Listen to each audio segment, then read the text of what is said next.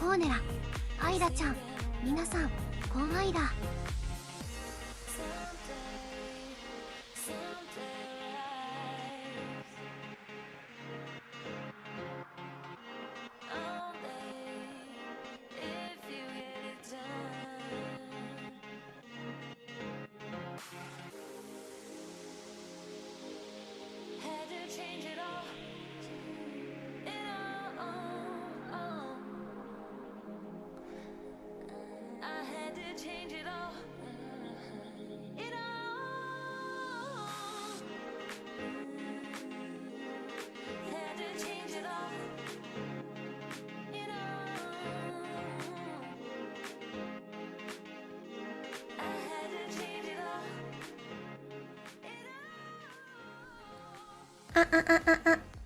にゃほい。ゆうやんこえら、たかにゃんこえら、いらっしゃいませ。来てくださってありがとうございます。Welcome. Thank you for coming.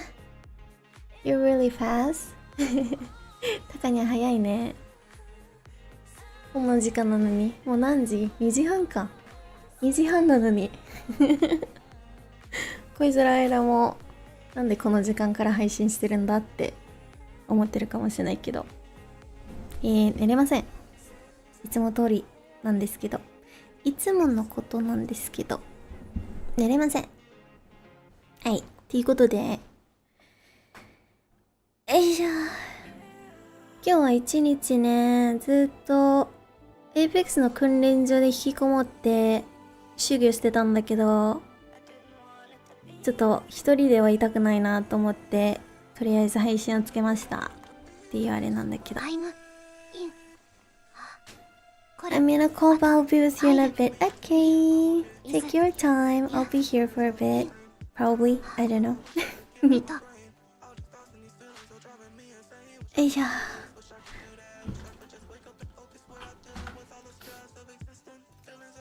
まあこの時間だし、雑談配信だし、まあ APEX って書いてあるんだけど、まあ APEX の訓練所の中から雑談配信しますっていうことで、誰かバンされた。誰かバンされました。ちょっと修行してます。さっきまでね修行してたんだけど、4時間ぐらいで少し休憩を取って、で今再開っていう感じなんだけど、マジで今日はずっとエイムの練習してる。EGM だけ変えようか。ちょっと待って。よ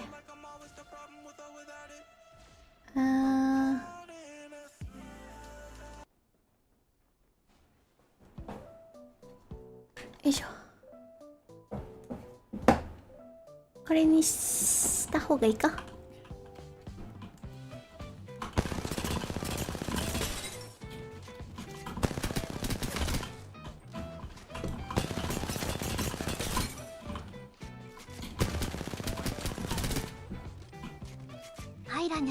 夜空 Hello Good evening. I'm not feeling too chirpy today. 今年は南下台風多いっすねよ。 So I'm gonna be like really low energy, low voice, low everything today, but welcome. 台風多い？今また台風来てる？なんか少し休憩取ったらまた調子が悪くなった。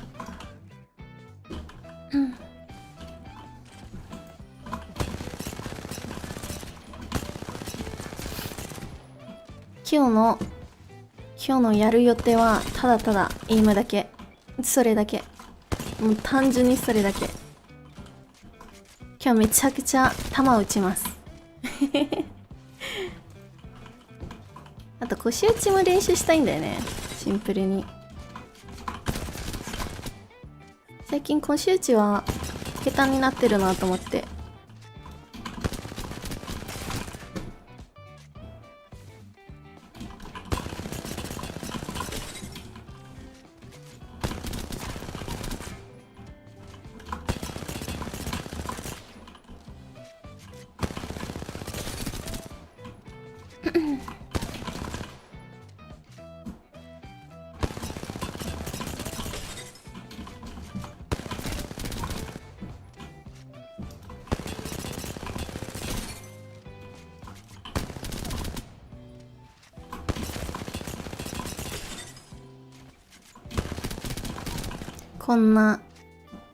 こんな修行は今日ずっと一人でやってたんだけど、メンタルが今日少し弱ってるからさ、一人になるとね、ちょっといろいろ考えちゃうんだよな。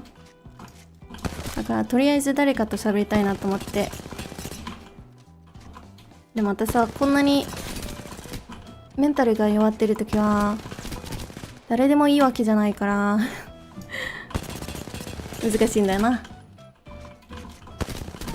だいたい野菜ラテか、まあリスナーさんぐらいしかないんだけど、さっきはラテニャに少し話してたんだけど、よいしょ。でも話してた時はサトラでまだ運転中だったから少しいろいろ難しくて、タナルの中とか入ってたら消えるかもしれないって言いながらね話してたんだけど、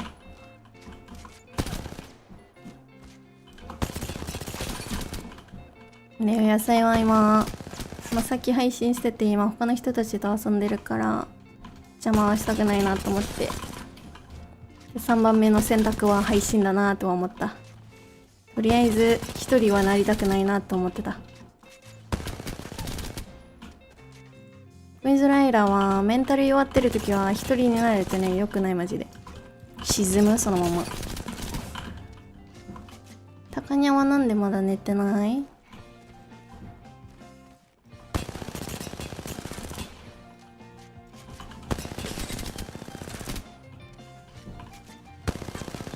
あたらん、よいしょ。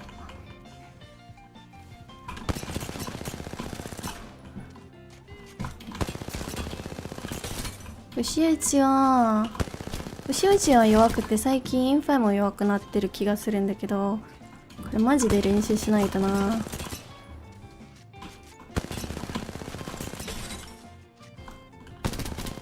あと修行中はね、めちゃくちゃキーボード音がうるさいと思うんだけど、ご了承ください。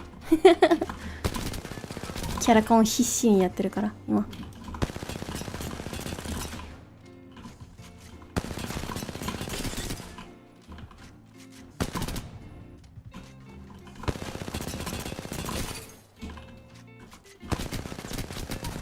明日中勤だけど、うん。寝れないラバリューなので起きてた。あ、寝れない？私は最近昼夜逆転してるから、この時間にはまあ寝れないのは仕方ないけど、いつも朝に寝てるから最近。もう明日は仕事の人たちはちゃんと寝た方がいいよね。無理しないでもろて体調が崩しちゃうので。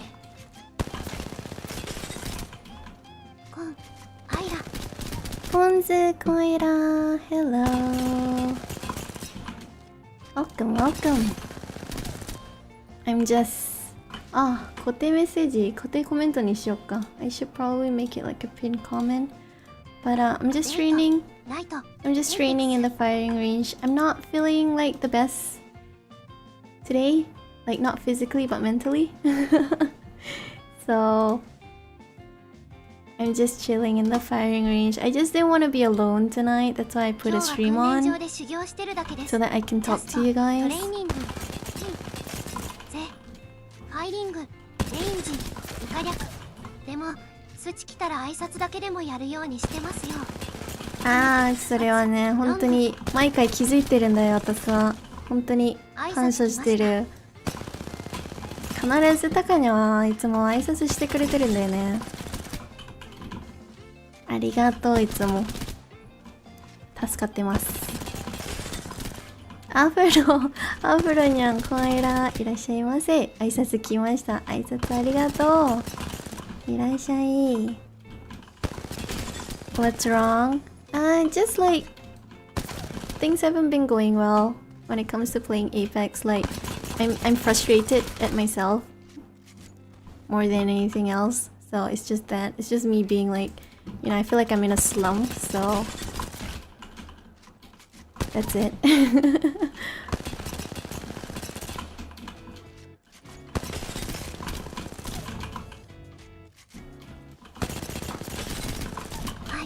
ハベント、ブレイド、エイペックス、I haven't played Apex in a month.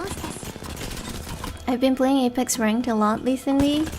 Maybe that's why it's kind of like my mental health is not the best right now. But when you play ranked, I guess it kind of maybe take a break. Yeah, I don't know. It's not really like the games are bad or anything, or like, you know, it's not anybody's fault, but I'm just there's a lot of movements and there's a lot of plays that I want to do, but I can't because I'm simply not good enough yet. So it's just a matter of me having to practice. So that's what I'm doing today. Gotta practice. I haven't been practicing for a while. I've just been like jumping into rank every single time, so I should probably do these sessions more often. So I'm practicing my hipfire today, just because I feel like my hipfire is not the best lately, and I'm always losing like close fights.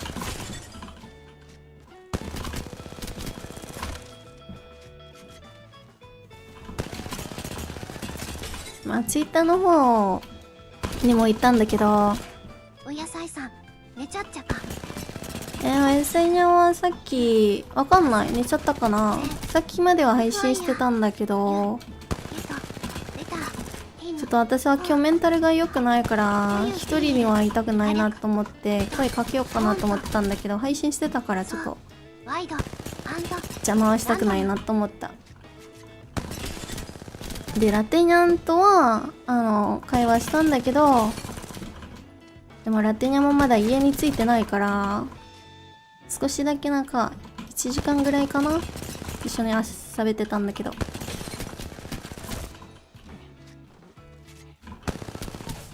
If you ADS then hit fire, you get better aim for a couple of seconds. ADS then hit fire. Just for a bit.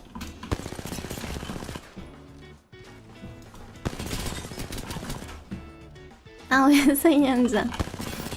おやさいにゃんの話してたら出てきた本人が。どうもー。メンタル豆腐の恋空アイラです。なんかアイラさん髪の色がスーパーサイヤ人。あ、そっか。今髪の色変わってるか。いろいろ変えれるよ、私。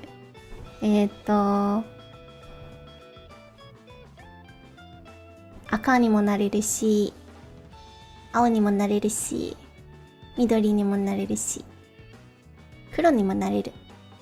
紫にもなれる。で、このカラーはね、渋春さんカラーなんだけど。まさか、髪の色を変えれる。ニそうュータイプか。これは、VTuber のいいところ。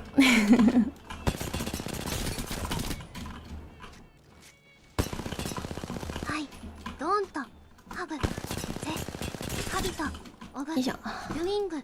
さっきも言ってたんだけど、今日メンタルがあんまり良くなくて、一人でいるとね、いろいろ考えすぎちゃうからさ、ちょっと SOS 出したんだよね、さっきは。一旦ラテニャには少し話してもらって、今日やさにゃは普通に配信してたし、他の人たちと一緒にいたから声はかけれなかったんだけど、2人がいない時になると配信だな、私は。配信つけないとこのまま沈んじゃうから、絶対朝まで寝ないから私は、どうせ。で、今日はずっと腰打ちの修行してたんだけど、さっき4時間ぐらいもやってたからちょっと休憩を取って、いや、なんか別になんかあったとかじゃなくて、私は普通にエーペックスで成長感がなくて、最近モヤモヤしててメンタルでやられたんだけど、エーペックスだけだね。別になんかあったわけじゃなくて。でもエーペックスは上手くなりたいんだったらもうやるべきじゃん。やるしかないし、修行もするしかないから、だから今日はずっと修行してた。今もしてるんだけど。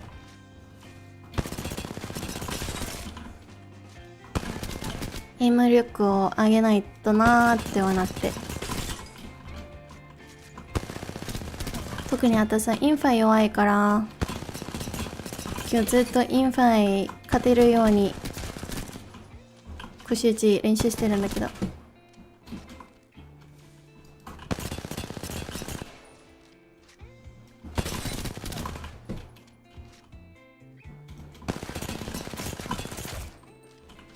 I don't have a habit of doing that, so I just go in front of the face to hate fire. Me too.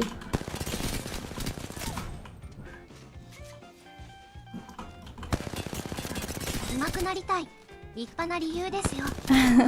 上手くなりたい。恋空アイラは、ゲームだけじゃなくていろんなことで成長感がないとね、なんかモヤモヤするんだよね。何かでいつもなんか上手くなりたいって思ってしまうから。上手くなりたいか。上手くなりたい。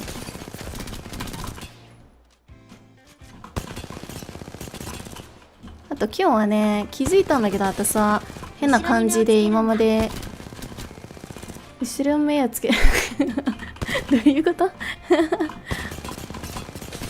日は面白いこと気づいたんだけどさ、私は設定入れてさ、このクロスヘアのダメージ入れてる時の表示があるんだけどさ、私はずっとオフのままでやってたんだよね。で、そうなるとダメージ入れてもさ、クロスヘアはそのままでね、何も出ないんだよね。で、自分もストリートファイター6やっててもっと上手くなりたいって思ったから。やっぱり好きなゲームはみんなそうなっちゃうんだよね。で、そうなるとさ、オフのままでやるとさ、腰打ちの時は何も出ないんだよね。当たり前なんだけど、オフになってるからさ。で、それで当たりづらいなーっては最近思っててさ、で、今日設定いろいろ見ていじってったら、これを久しぶりに、多分1年ぶりにオンにしてみたんだけど、で、このクロスヘアのこの白いやつが出るやん。で、ダウン取ってったら赤くなるんだけど、これ1年ぶりにオンしてたら腰打ちマジで当たりやすくなった。だってこれは腰打ちしてもさ、クロスヘアがあるやん。腰打ちでもこんな感じ、なんか当たりやすいなと思って、なんで私は今までオフのままでやってたんだろうって思ったんだけど、だから今その1個の設定だけでかなり腰打ちが当たるようになったんだけど、面白いんだな。一つの設定だけで人のプレイはこんなに変わるんだ。Don't think, just feel 出た、前のやつ。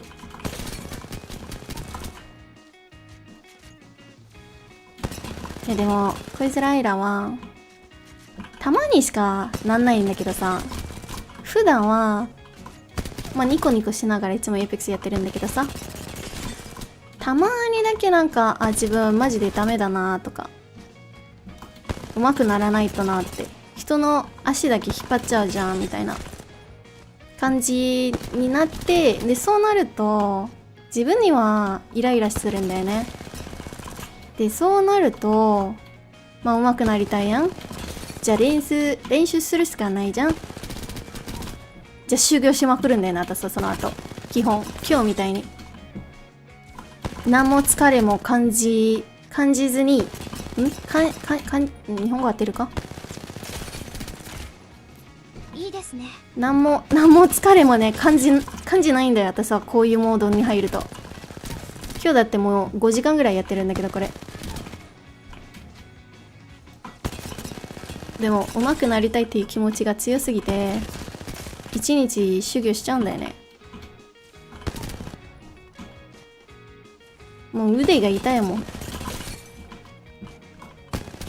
だからこういう状況になったらまあ大体これだけ乗り越えればこの後出てくる恋空アイラが前よりも強くなってるはずなんだけどね。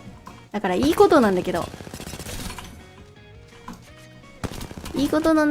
メンタルやられてる時はしんどいっていうだけ。これだけ乗り越えないかな。今日だけ乗り越えれば明日は強くなるっていう感じ。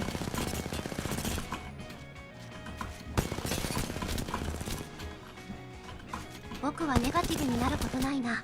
だってアフロだもの。それはいいことじゃない？それはいいことやと思うよ。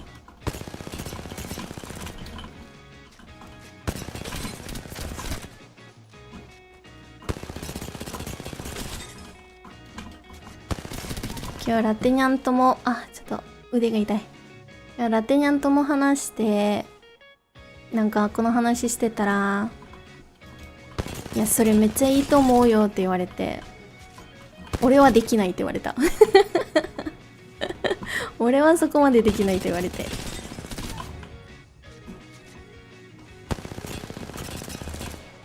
私も前までこんな感じじゃなかったんだけどな。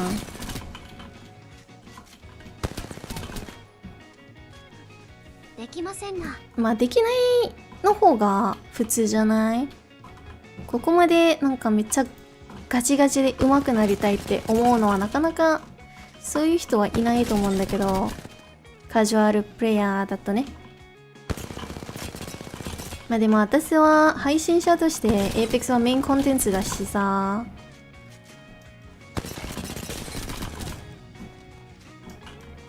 まあある程度ちょっとスキルが欲しいんだよね。自分がメインでやってるゲーム。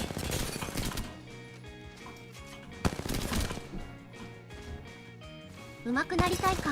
モノマネだな。とりあえずもっと上げないとな。まあ何でもいいんだけどさ、ゲームだけじゃなくてもいいんだけどさ、自分の好きなことをやりたいことで上手くなりたいのはね、たまにあるやん。で上手くなりたいって思うとやっぱりモチベーションも出るし、まあ頑張りたいっていう気持ちも出てくるから頑張れるんだよね。一応それでいいことだと思うからな、それは。だからただなってる時はしんどいだけ。なんか FPS ちゃんと努力しようとするとみんな闇落ちを経験する。まあそうだよね。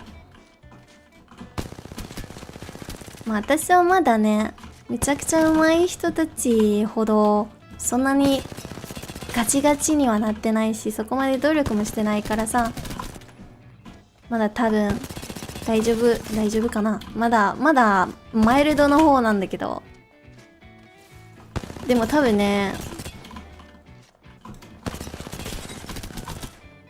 気づいたらね、私は普通のカジュアルプレイヤーでもなくなってる気がする。前までは完璧なカジュアルプレイヤーだったんだけどね。ずっとランクもやらずにずっとカジュアルやってて、でずっと笑いながらやってたんだけど、で負けても全然1ミリも悔しい気持ちがないみたいなプレイヤーだったんだけど、私は前まで。でも少しエイペックス慣れてきちゃって、少し戦えるようになった瞬間はね、いろいろ変わったんだよね。このゲームはマジで上手くなったら上手くなるほど悩みが増える気がするんだけど。まあ知識ゲームでもあると思うしさ、やっぱりなんかこのゲームのいろんなことを理解し始めると上手くなりたいっていう気持ちも生まれてくるし、なんで俺上手くならないんだみたいな考えちゃうじゃんみんな。で、私も最近そう考えちゃってるんだよねなんで私はこんなに下手なんだとか、なんで私こんなにエイム悪いんだみたいなとか、いろいろ頭の中に考えちゃうから、そこだよね。私はもうただのカジュアルプレイヤーじゃないんだってなった時。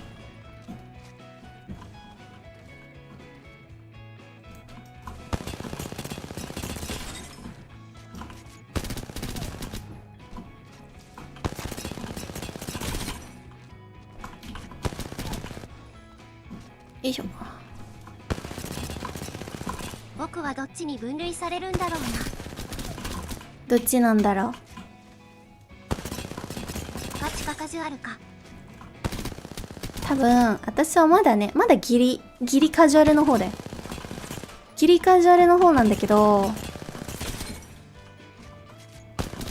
私にはプライドがあるんだよね。なんか謎に今までいろんな人たちに、まあ私はもうエーペックスはさシーズン5ぐらいからずっとずっとというかもうその時からやってて、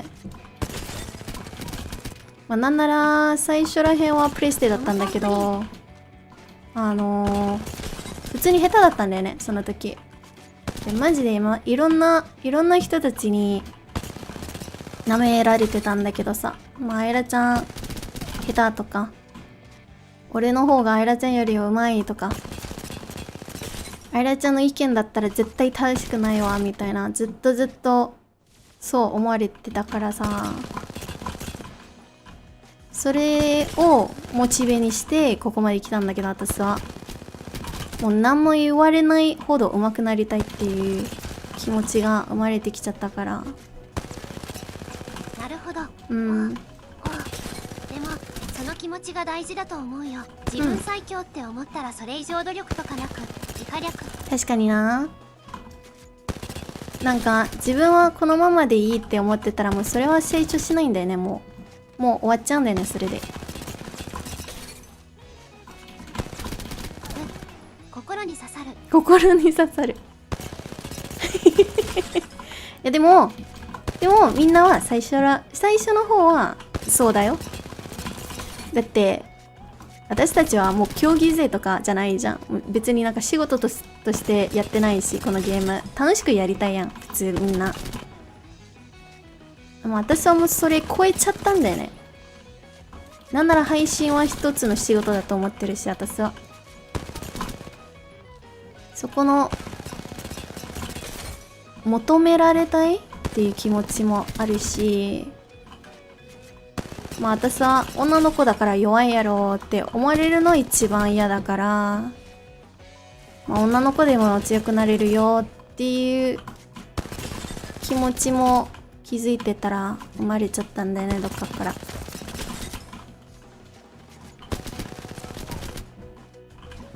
まあ海外の考えかなこれは。なんか海外の女の子は大体こういう感じ気がするんだけど、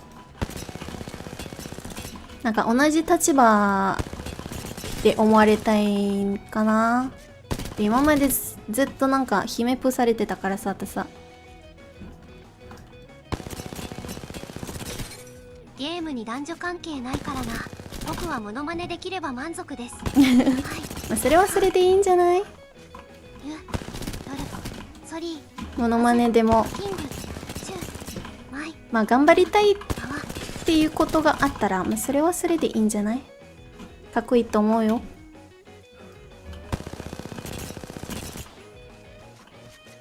あ、はい、ゆいやん、welcome back. You were talking to your mom. Welcome back.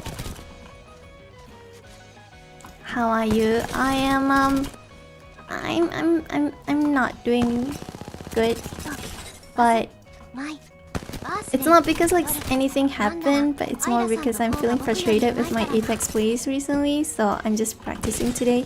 But I didn't want to be alone, so that's why I'm here talking to you guys. It was my birthday! Happy birthday! Whoa! Happy belated birthday! Happy birthday to you! Happy birthday to you! Happy birthday to you, young! Happy birthday to you! Even though it's already like belated, but I hope you had a great birthday! 途中からめっちゃ誕生日ソング歌ったんだけど、昨日は誕生日だったらしいね。まあ今日付変わったんだけど、ゆうやんが誕生日だった。昨日誕生日おめでとう。めでたい。よいしょ。強い女性。オッケー。よいしょ。文法ミスりました。死んできます。文法Happy birthday to your 大丈夫、伝わる。それでもなんならアイラさんの方が僕より上手いからな。いや、そんなことないよ。無理や。アフロレのパッドに勝てるわけないやだせ。そんなバカな。よ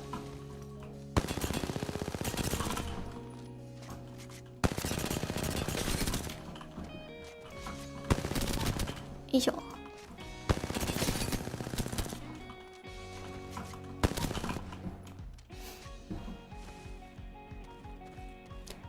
っていう感じかな。恋空エラはなんでこんなに悩んでるんだっていうね。っていう理由ね。ニュータイプとガンダムと3年間読み上げのエイムだけ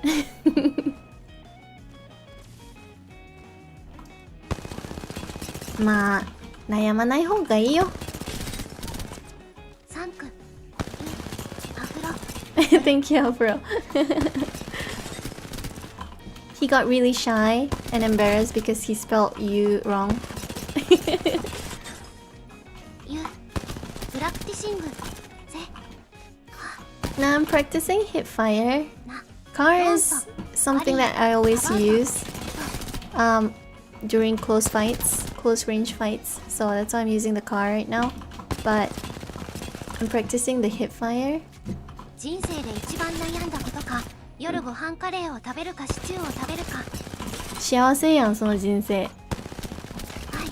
ハベント、プレイド、あとホル、ラスト、イーク。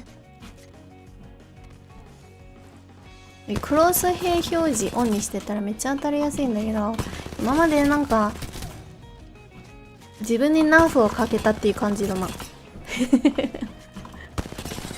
設定大事です。皆さん設定見直そう。時々見直した方がいいと思います。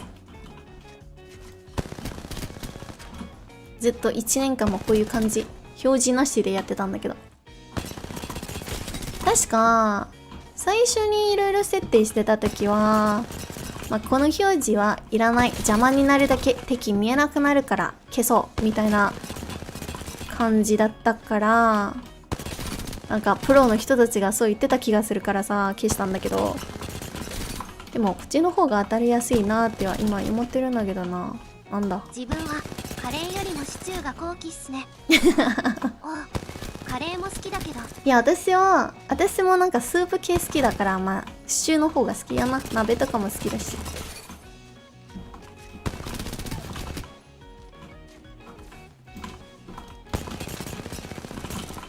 恋空アイラは次のランクの日まで修行頑張ります。もう200ピングだけ200ピンでも勝てるようになります。まあどうでもいいことに本気になれる人ほど強くなれる。たかがゲーム、たかがエイム、そのたかがをいかに以下略。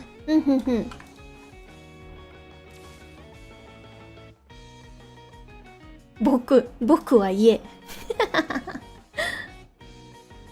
まあね。なんか私はこうなってるのは別になんか悪いことって思ってないよ。なんかこう感じれる人間は強くなれるって分かってるからさ。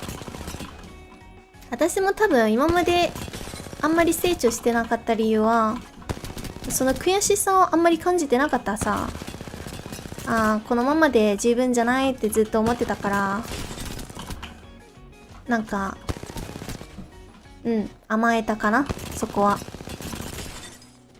で久しぶりになんかこの悔しさを感じてるからさ、多分この気持ちのおかげでまたどこかで上手くなるんじゃないかな。なんか自分のエイムとか今の腰打ちの練習とか、腰打ち上手くなれるかなとか、どっかで絶対成長するところがあると思うんだけど、だから別に悪くはないと思うんだけど。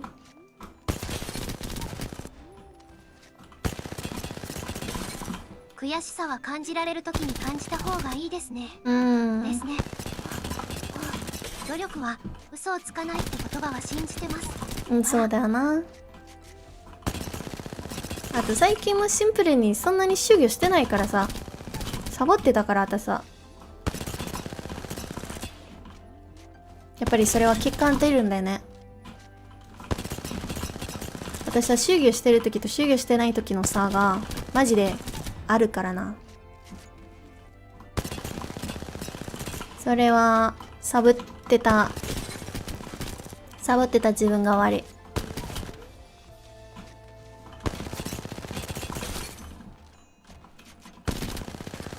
今日は普通に訓練所に引きこもりすぎてさ、エーペックスがキックしたんだけど、私サーバーが長すぎるみたいなって言われて立ってるサーバーが長すぎましたみたいなって言われてキックされたんだけど、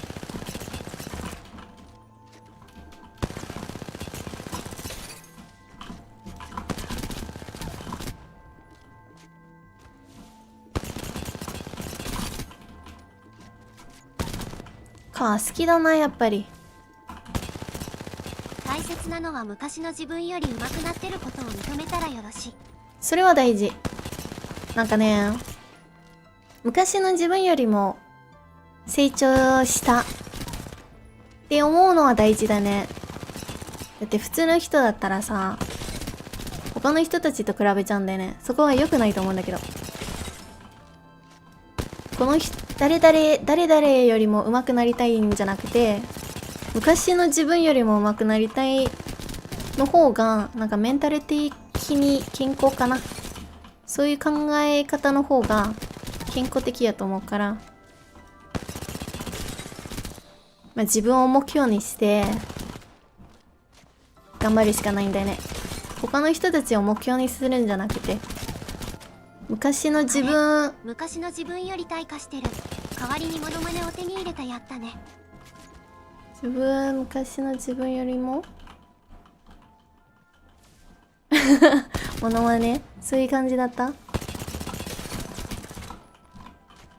ゲーム以外はね、私はもう一つ上手くなりたいって思ってることがあるんだけど、私は歌が好きなんだけど、歌は普通に上手くなりたいんだよね。それでもランク、イービン、またエミーモー、エイペックス。それではそろそろ寝ますね。If you're talking about the what is it called in English? I always call it in Japanese, so I forgot what the name is in English. But people are being matched up. スキル、ベース、マッチメイキング。Yeah, people are being matched up with people that are in the same skill level, quote unquote. I don't know how true that is. But they're being matched up with like people with similar skill levels. So rank really doesn't have anything to do with the people that you're playing rank this season, like the enemies or your teammates. Absolutely nothing, because I am playing in probably like silver or gold tier right now. And I know pro players who are still in silver and gold, and the enemies that they're facing versus the enemies that I'm facing are completely different. So there is no such thing as like silver tier or gold tier. It's just people are being matched up against people of their own skill level. Absolutely nothing to do with rank. What is even the point? I don't know. I have the same question.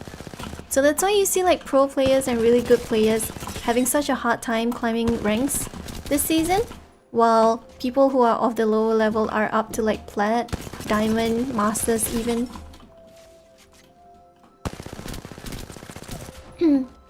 あ、タカニャはそろそろネイル。おやすみ、おつあいら。アイラちゃん頑張れ。ありがとう。頑張るわ。いや、多分ね、配信のタイトル見て心配で来てくれたと思うんだけど、大丈夫。エイペックスでモヤモヤしてるだけやから。うん。FPS バカなこの子が上手くなりたいからモヤモヤしてるだけやから大丈夫。心配しないでください。I can't read English. 頑張れ、アフロレ。頑張るんだ。英語は簡単だぞ。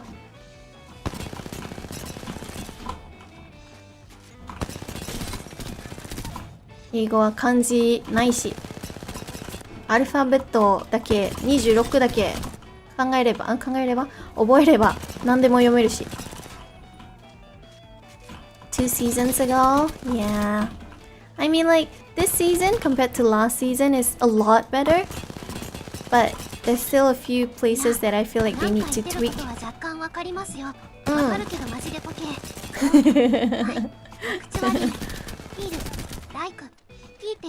まあ大体雰囲気とか、まあ大体何言ってるか把握してるんだったら、まあそれはそれで十分だと思うんだけど。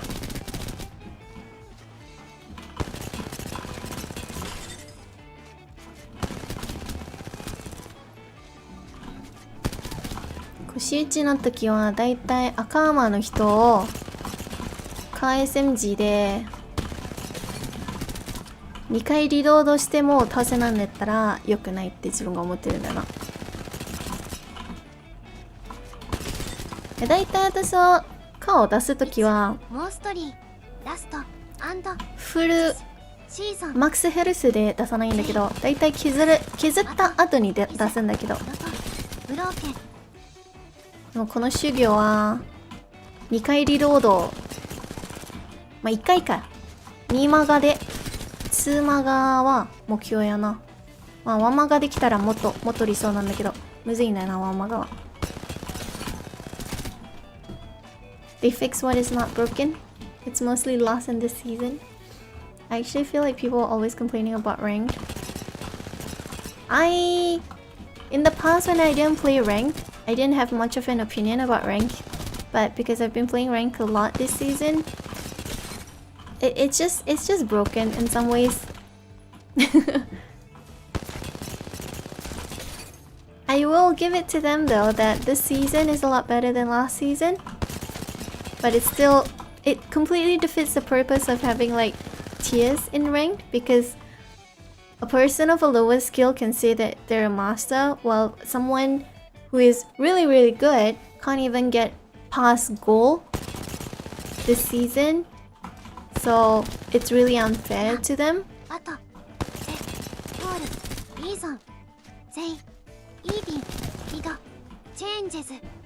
The whole reason they even did changes was that people were complaining about it. Yeah? I mean, the changes that they did are not the best changes, so that's why.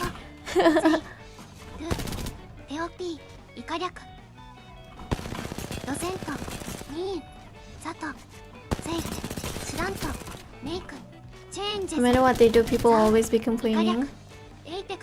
People are complaining less this season than they were last season. So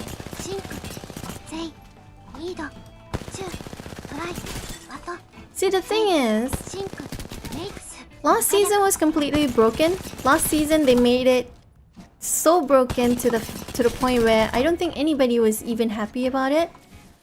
This season they changed a few things, which are some things are good, but then they also changed certain parts that are kind of introduced for the first time. Like, imagine being goal with another pro player who is also goal, but the enemies that they're facing is completely different from the enemies that you're facing. So what even is the point of calling that rank goal, right? It doesn't make sense.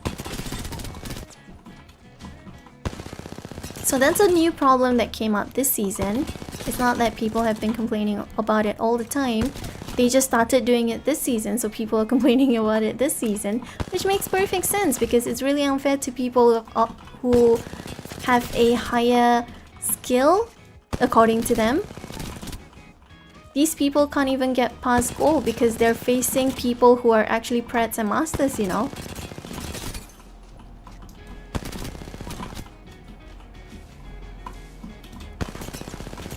Like, I feel like they should do skill-based matchmaking in like pubs or something. Would make much sense so that you don't have people who are really good killing all the beginners and all the new time players.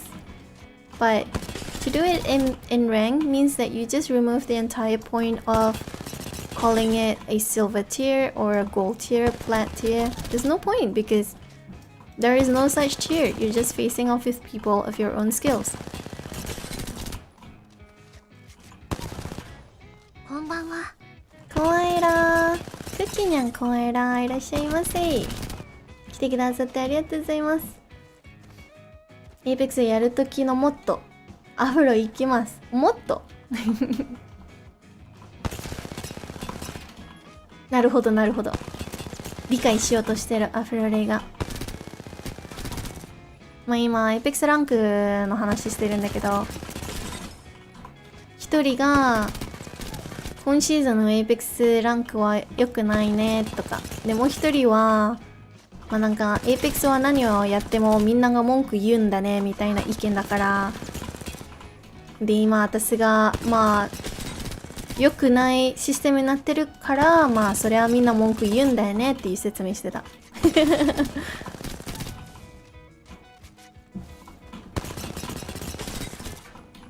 クッキーにゃんやはい今ね、あんまりメンタルが良くないから一人でエイム調整するよりもみんなで話しながらエイム調整したいなと思って配信つけちゃった今。だって楽しいもの。文句かモノマネに集中してるから出してこないな。どういうことどういうこと？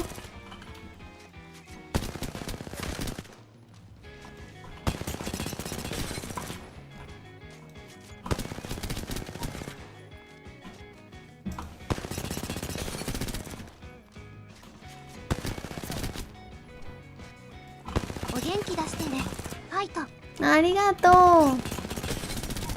まあ大体なんだろう、私は裏でずっと無言でこれをやってたら多分ねメンタルがやられちゃうから、まあ、一旦人の前にやりたいなと思って、まあ誰かと話しながらやりたいなって思って一旦配信をつけた今日は。いやだって沈む、私はこのままだとさっき沈んじゃいそうやばいなと思って配信つけちゃった。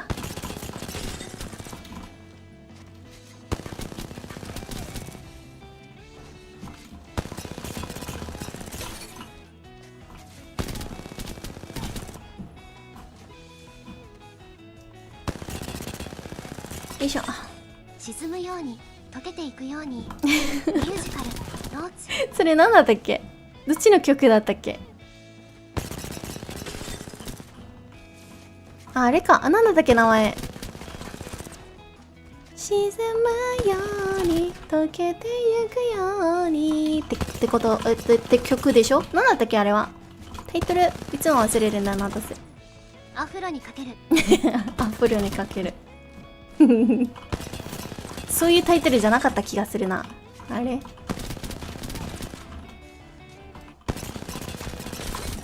うわー200出せるカ SMG 気持ちよすぎ。カ SMG の音に最近ハマってるかもしれないな私。SMG ってなんでそんなになんかこんなに音がいいんだろう。わしエペめちゃくちゃ大好きですけど、最近キャジュアルもっとやってる。ランクやばすぎ。ランクやばすぎ。もうそれはそう何も言えない。ランクやばいよな。ランクは今シーズンは前シーズンよりもいいから、まあそれはなんか全部が悪いとは言わないけど、まあ、一応前シーズンよりもマシになったからいいんだけどさ、でもまだね、まだもう少し調整してほしいなって思って。ランクをやるんだったら、まあ、今シーズンは少しやってみて様子見て感じか、また調整してくれたら、まあ、来シーズンやるかみたいなあれだな。友達と一緒に楽しでいるもできる。ランクならテンション高い。わかる。なんかみんなやっぱりさ、真面目になっちゃうからさ、真剣にやるから盛るために、それはしゃあないと思うけどね。最近気づいたのはあれだな。私はまあ今訓練所だけだからあれなんだけど、 FPS はさ、私は165まではいけるはずなんだけど、同時に配信もなんか OBS と自分の 2D モデルのソフトのあれだな、なんだったっけ、 VTuber スタジオと同時に開いてね、それプラスエーペックスも開いて全部 1PC でやるとね、試合中には私は結構 FPS100 だけになるんだよね。基本100か90ぐらいなってる気がするんだけど、あれもなんか厳しくてさ、自分の PC はそんなになんかめちゃくちゃいろんなソフトを同時に開けるPC じゃないから、ランクやってる時はね、多分あれも少し影響を受け取ってるかもしれないな。FPS やばすぎ。FPS 結構100ぐらいだよね。私さ165までいけるはずなんだけど、でも多分 PC はそこまで強くはないから普通にしんどいだよね。私は裏で楽しが一番、まあ、それはそう。いらっしゃいませ、コアイラ。なんか裏でやってる時はね FPS160 ぐらい気がするんだけど、そのまま落ちないんだけど、配信中だとめっちゃ落ちるんだよね。自分の配信アーカイブとか見てたら FPS マジで上がったり下がったりするんだよね。不安定。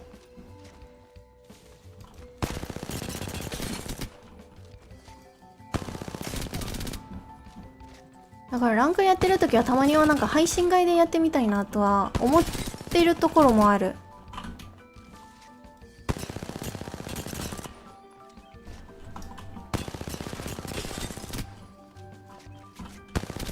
よいしょ。真面目、はい、すいません。美酒でテルしてすいませんまあなんかあれじゃん、参加型の時は全然いいよ。ワイワイしながらやりたいし、私も。頭を空っぽにしてご賞はください。アフロ行きますもうアフロで何言ってるかわからん。全然私の話と関係ないやもん、言ってること。もう言いたいこと言ってるだけ気がする、この人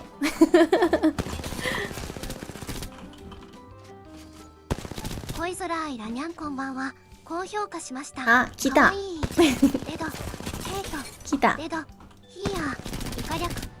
カイトにゃんいらっしゃい、コイラいつもありがとうございます。いらっしゃいませ。高評価もあざます。皆さん高評価あざます。強。何が？現在頭空っぽなんです空っぽでいいんじゃない？何も考えない方がいいかも。愛が強。愛が強いそのコメント？コロナ大丈夫か？最近のコロナはどうなってるんだろうな。私はコロナになったのは本当にコロナが出たところやね。出たばかりのところ、マジでまだウイルスが濃かったところコロナになって死にかけたんだけど、普通に。その時まだワクチンも打ってなかったし。一番濃かった時に私はコロナだったから、マジで死にかけてたから、あれなんだけど、でも最近のコロナは結構軽いってみんなが言ってるし、インフルエンザと同じぐらいかな、今は。今歩けるようになった。歩けるようになった。あら、大変。してるからかかってないな。はい。はい、うひょ。いや、本当にお大事にね。マジ油断しちゃダメだよ、コロナって。今は軽くなったと思うんだけど、でも体には結構影響があるんだよね。治った後でも。私はコロナになった時は、2ヶ月ぐらいもずっと、コロナなんですね。ガンダム使います。ずっと2ヶ月ぐらいも咳してたし、2日で、その後は息しづらかったんだよね。インフルエンザみたいなからさ、ガンダム B 使おうかな。あれがやられてるんだよね。なんだったっけ、日本語なんだったっけ。 Google 先生に聞こう。 Google さん、ラングスって何？はいか。はいがやられてるから、ニューガンダムでよろしい。息しづらいんだよね。息してたら、咳しちゃうから、あれは2ヶ月ぐらいもずっと続いてて、なかなか喋れんかった。配信はマジしんどかった、あれは。ずっと咳してたから、私が。じゃあ、ストライクフリーダムガンダムで。なんだニューガンダムでよろしい。明日、わしもコロナチェックします。あら？最近咳が多すぎる。あら？それやばいね。それは、行った方がいいんだよね、病院。W。ひき肉です。ひき肉？ガンダム B って何？ VTuber の話？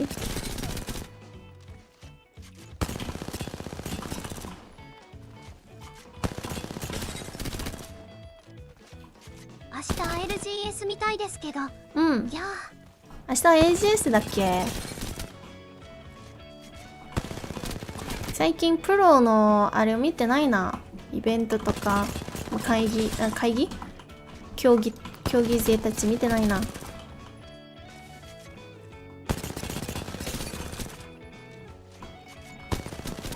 でもああいうの見てさ、結構勉強にはなれるからな。見た方がいいと思うけど。LGS 新型のガンダムか。アフロでマジでガンダムの話しかできん。ダメだ。この人と普通の会話できないかもしれない。ガンダム、まあ、しゃあないか。ガンダムの世界の生き物だもんな。生き物か？あなたは。生き物か？生きてますか？日本チームしか見てないな。海外 TSM くらいかな。私愛なので。そうだよね。まあ私も見てるときは日本のチームを応援したくなるんだけど、不思議だな。自分は日本人じゃないのに。私 AI なので。AI か。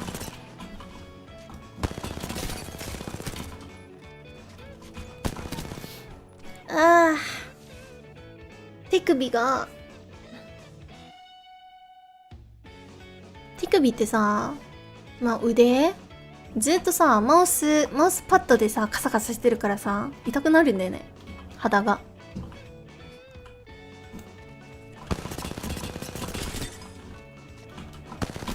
ESM イムピリアルロボット最高のガンダム。カーナビします。ポポン。今さっきのところ右でした。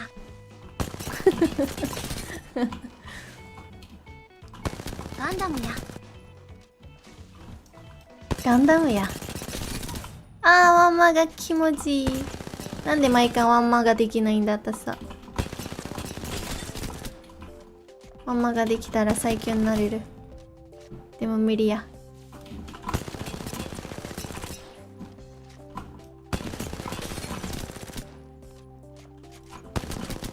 マジでこの距離になると全部当たらなくなる私。だから空っぽなんですよ。空っぽなんですよ。空っぽで、まあ、ガンダムしか考えてないか基本。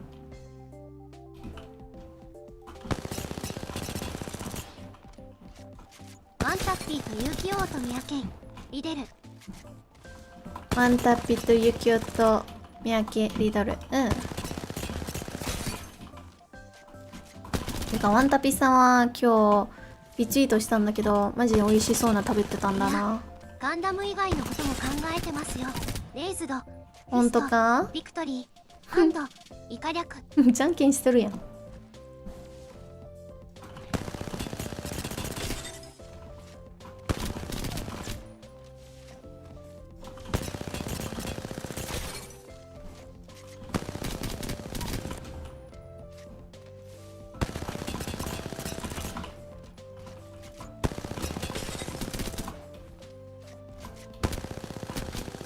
キーボードをずっとカチャカチャカチャカチャしてる私は今日ずっと一日カチャカチャカチャカチャカチャ。多分私のマイクも拾ってるね、キーボード音。最近キャラコンが激しくなってきたからさ、前までキャラコンなんて一切もしてなかったからあれかもしれないけど。気持ちいいもの。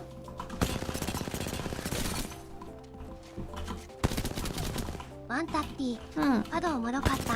渋春カスタムって地域とかのんとで出た。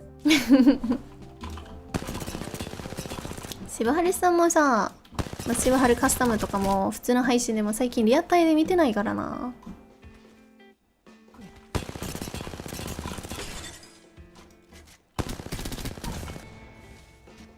あの人たちの配信見るとね、結構なんかメンタルトレーニング、自分では操作してないからマジでメンタルで目で練習してるだけってなるんだな。結構いいと思うんだけどな。その人たちのプレイを見て参考にするっていう。私もしばはるさんの配信見るだけで結構なんか判断が、こういう状況だとこうするべきだよみたいな、そういう判断はね少しできるようになったんだな、しばはるさんの配信のおかげ。動き初心者なのにエイムと EGL が強い。じゃあいやマジでさマジで私もなんかエイムがやばいやん。だから今日はエイムのゲームなんだめっちゃ噛んでる。今はエイムの練習してるんだけどさ、エイムめっちゃ弱いからさ私は。でも判断とかはねちょっとそっちの方が得意かもしれない。めちゃくちゃうまいっては言わないけどでも明らかに私のエイム力よりも上だなゲームの知識とか判断とかって感じ。無理。あ、トトニャン、コエラいらっしゃいませ。来てくださってありがとうございます。しばはるカスタムね。でもみんな普通に強そうじゃん。最近のしばはるカスタムのレベルがマジで上がってきてるからさ。海外の競技勢とかも普通にたまにはいるし、怖すぎるあのカスタム。私はめちゃくちゃしばはるさんのこと好きなんだけど、一緒に戦いたいって思わないんだよね結構です。ちょっと断ります。ダイヤイカ覚えない。ダイヤイカ覚えない。それはそう。マジで強いんだよね。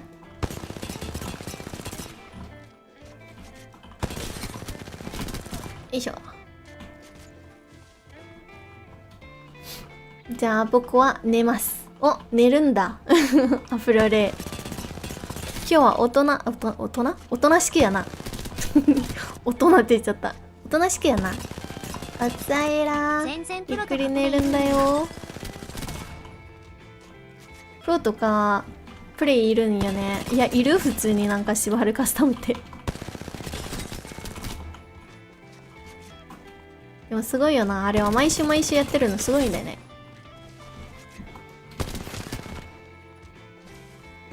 しばはるさんだってさ、今ゴールドタイかな、ランクおかしいんだよね。普通におかしいんだよ。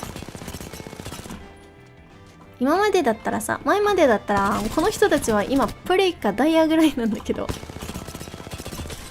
ただ私よりも1個だけ上のランクなんだけど、もう絶対合わないんだよね。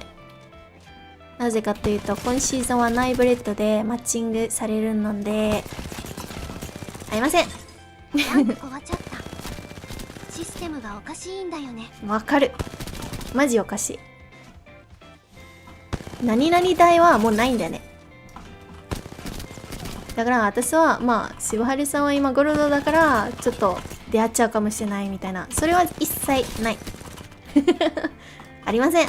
あの人たちがお互いなんか強い人たちとしかマッチングされないから。まずルーキーからマイナス50って何でもさ、ナイブレッドでいいんだけどさ、いいんだけどなんかちょっとちゃうなーっていう感じだよね。そうするとさ、何々隊の意味がなくない？いや、私はめちゃくちゃ渋春さんのこと好きなんだけど、でも別にな、なんか殺されたいって思わないな普通に怖いもん、あの人。ナイブレート意味本当にない。まあ今までみんななんかキルポないのにマイナス上げてどうすんのあとキルポもね、まあどうだろう、なんか今シーズンはポイント的には前シーズンよりもいいんだよね。そこは私は別に文句がないんだけど、ただ今シーズンのナイブレートのシステムだけはちょっとどうだろうなみたいな不安があるんだよね。1ポイントポイント的にはまあ前シーズンの方がひどかったんだよね。前シーズンマジで意味わからんかったんだけど、でも今シーズンは一番目立つ問題はまあナイブレッドのところやな。だって私は絶対そこまで強くないのにもうマスターまで行ってる人たちもいるし、なんならなんでお前はまだシルバーなのって思うぐらいの人たちはまだシルバーだし意味わからないマジで。それはずっとなんか上手い人たちがずっとプレイマスの人たちとしか当たらないんだったら、それはシルバーでも関係なくないってなるんだよね。だって相手は別にシルバーの実力じゃないから、プレイマスやからみんな。だからもう最初からプレイマス隊になるんだよね、上手い人たちは。あの人たち一番気持ちいいあの人たちは一番かわいそう。普通のプレイヤーだったらね、みんなまだまだプラスにはなってるよ。地味にやっていけばどんどんプラスになるから、私たちみたいな人間はねまだ多分大丈夫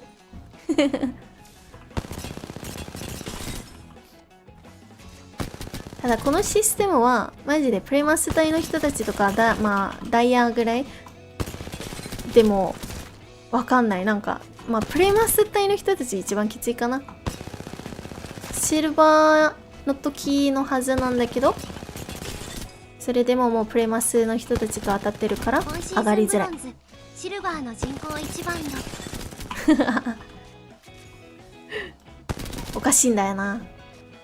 渋春さんもまだゴールドだし、他の人たちを見てたらみんなもまだシルバーゴールドぐらいだし、なんか有名な配信者たちとか競技勢たちとかおかしいんだよな。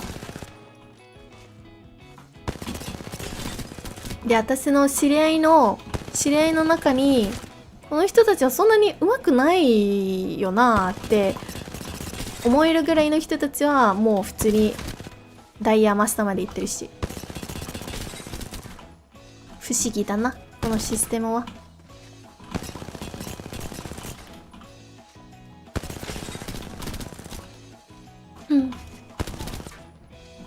私も野菜ラテアイラでランク回してるじゃん。で、多分ね一番上のナイブレッドはお野菜屋なんじゃないかなって思って。お野菜屋は普通にめっちゃうまいんだよ、あの人。あの人のナイブレットはね、多分ね、結構高いよ。私とラテニャンと比べたら。だから今、みんなまだシルバーとゴールド帯なんだけど、なかなか上がれないんだよね。敵が強いから、結構。まあ、競技勢の人たちと比べたら全然まだマシなんだけどな。こっちはまだ全然プラスにはなってるけど。でも明らかになんかシルバーとゴールド帯の人たちじゃないなとは少し感じる。なんか前シーズンとか2シーズン前のあれと比べたら。なんなら恋空アイラまだシルバー1だし今。シルバースタックしてるわ今。シルバー1でずっとなんか沼ってる。寝ます。明日頑張ります。明日頑張ります。自信55。はーい。アンチゲー。どんどんアンチ入って攻撃するだけ。そうだよな。クッキーちゃんゆっくり休んで。おつあいら休みなさい。アンチのプレイすごすぎる。あれすごいんだな。アンチゲーどんどんアンチ入って攻撃するだけ。アンチムーブかキルムーブか。まあ今シーズンはそんなにキルポないからなんだろうな、キルムーブする必要あるかな。前シーズンってさ全くキルポとかなくてさ、みんなずっとなんかアンチムーブとかハイドしてたんだよね。あれもあれで好きじゃなかったから、それは少しマシになったのはありがたいんだね。今シーズンはあんまりなんかそういうプレイは見てなかった気がするんだけど、ハイドとかアンチガイムーブとか、そこはいい調整にはなってるとは思ってるけど、まあナイブレットぐらいかな。なんかちょっと違うなって思ってるの。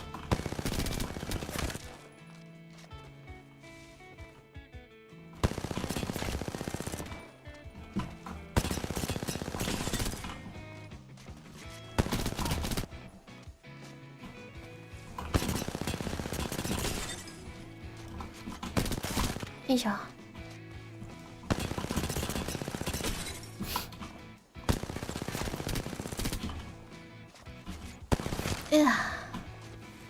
ランクはそういうところあるからな今シーズン。まあでも別にめちゃくちゃしんどいっては思ってないから、まだ私たちには今シーズンのランクはまだマシの方だな多分。上手い人たちのランクを見てたらやべえなこの人たちって思った。ランクやる意味あるかなこの人たちって思った。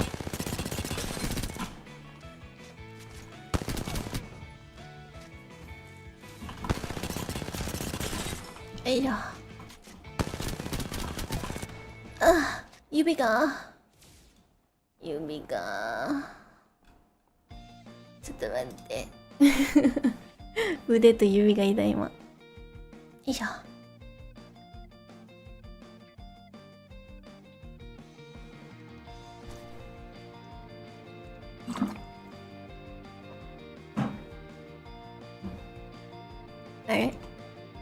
別のモニターに飛んだ。よいしょ。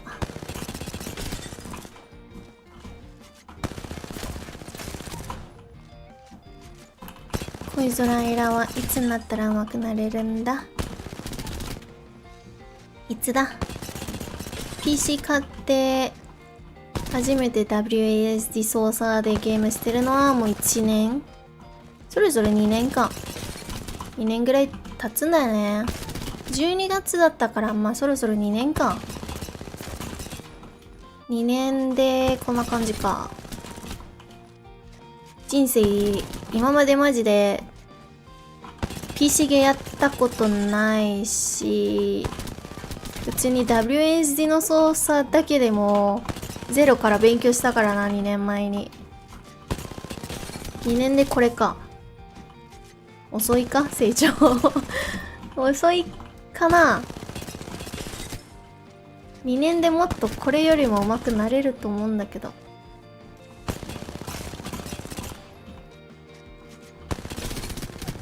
まあでもエーペックスもガチガチでやってるのは3シーズンぐらいか。3シーズンだから1年か。1年でこれか。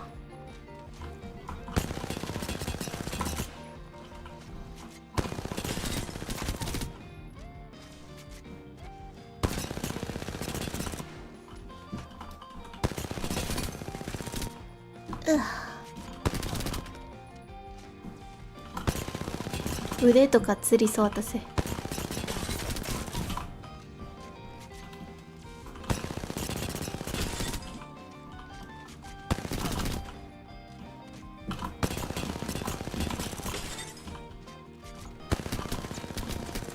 あらら。おやアプリにあんじゃん。めっちゃ久しぶり。いらっしゃい、コイラー。来てくださってありがとうございます。最近元気してるんかい？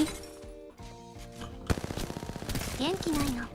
元気は、まあ、配信始まった時は、そんなになかったんだけど、今は少しマシになってるかな。してる？よかった。マジ久しぶりやな。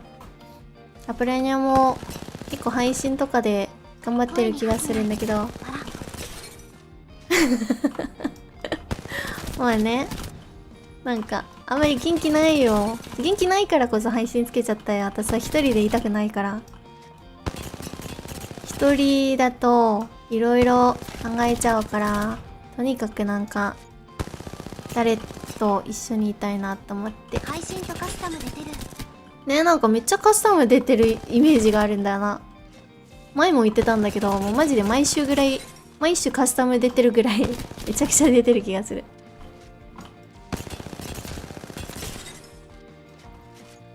私はこの前に久々にカスタムに出たんだけど、悪くはなかったんだな。普通に楽しんでた。毎週出てるかも。マジですごいんだな。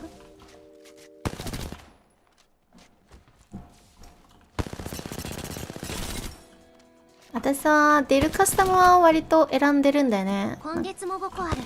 あら。なんか、結構、普通の一般人のカスタムの、まあ、主催側からとかさ、DM 飛んできて、私のカスタムに参加してくれませんかみたいな、よく誘われてるんだけど、で、大体それを断ってて、でも、マジで、この前にすっごい久しぶりにカスタム出てみたんだけど、普通に楽しかった。まあ、私が出たカスタムはちょっと化け物カスタムだったんだけど、あれは普通になんか上手い人たちの中のカスタムみたいだったんだよね。なんか有名な配信者さんたちみたいなぐらいのレベルのカスタムだった。普通に楽しかったわ。いろいろ勉強になった。最終アンチは17部隊と書いて。よいしょ。俺誘ったら出てくれる？いや、なんか普通のカスタムだったら別になんか出たいって思わないんだよね。なんか普通のカジュアルみたいな感じになるやん。ちゃんとしてるカスタムだったら出てみたいかも。ちゃんとみんなはまあキルムーブよりもアンチムーブとかしてちゃんと戦いをちゃんと頭を使うカスタムだったらあれだな。そういうの俺もできない。で、私はこの前は出たカスタムはね、そういうルールがあったんだよ。ちゃんとみんなアンチを優先してちゃんとなんか無駄なキルするよりもちゃんといろいろ考えながらやろうねっていうルールがあって、それが楽しかったね。だからみんなは最後まで生き残ってたし、アンチ取りとかもみんなちゃんとしてて。知り合いが募集してるやつしか出てない。知り合いに、そうだよね。まあそういうなるとまあ身内となんかカジュアルやっってるって感じじゃん。でそういうカスタムは別になんか出たいって思わないかな。私はカジュアルと何も変わらんから別にそれ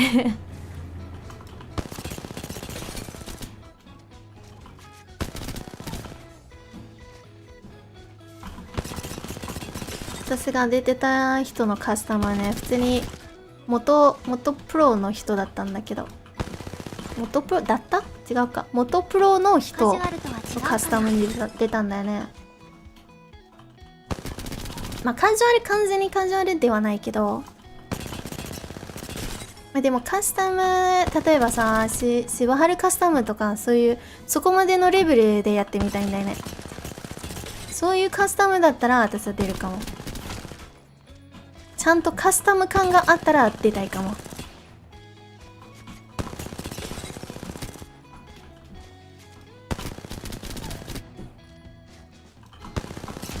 なるほどね。うん。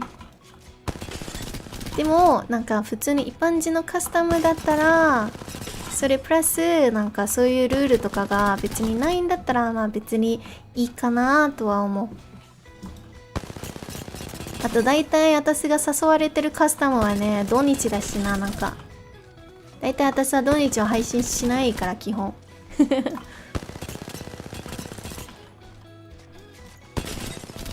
井さんのカスタムのこと、みなアンチムーブするのカスタム一番楽しい。まあそうだよね、マジでそう。あれマジで化け物だったよ。私はあのカスタムでもトトニャニワであったけどさ、一緒にやってたんだけどやばかったよな。あのカスタムだったら全然出てもいいかなとは思ってる。マジでいろいろ参考にできてたからさ。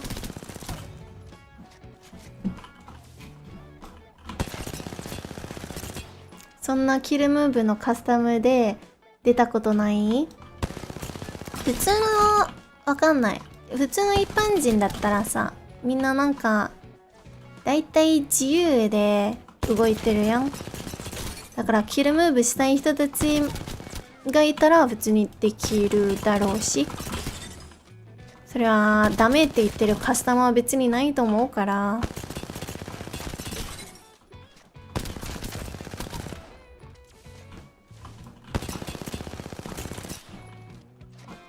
まあもちろんなんかさ、ファイトしないといけない場面も多分あると思うからさ、そういう時はファイトしてもしゃあないと思うんだけど、でもみんなちゃんとアンチ目指しながら移動してるのはね、マジであのカスタムは良かった。だって少しだけ怒れるだけでもさ、もうアンチの中にもう多分3、4部隊ぐらいがやったんだよね。もう入れなかった。少しだけでもあさりとか遅かったらもう入れなくなっちゃう。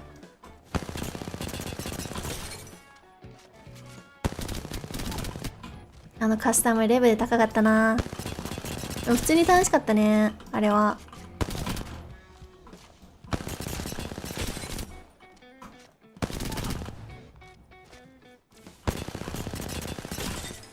だからもっともっとそういうロビーに出れるようにさ、私はもうちょっとエイペックス頑張らないとなと思って。先般はしたくないからさ、せっかくのチャンスなのにさ、なんかああいうレベルが高い人たちと一緒に遊べるのに先般はしたくないんだよね。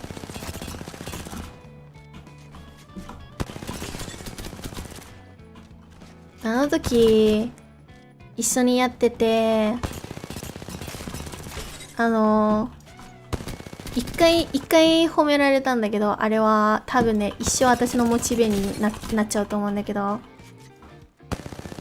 アイラさんはよくついてこれたなーって言われて、あれはもううちの人生のモチベの言葉にしますもう忘れません、あれは。あれをモチベにしてこれからも頑張りたいと思います。はいいや、上手い人に褒められてるとマジでモチベてるんだよな。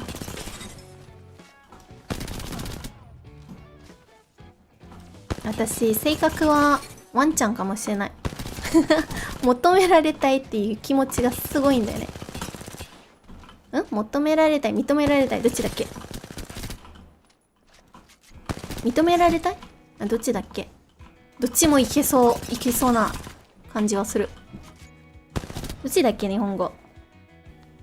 求めるはどっち？求める、demand、は。認めるはacknowledge、認められるの方か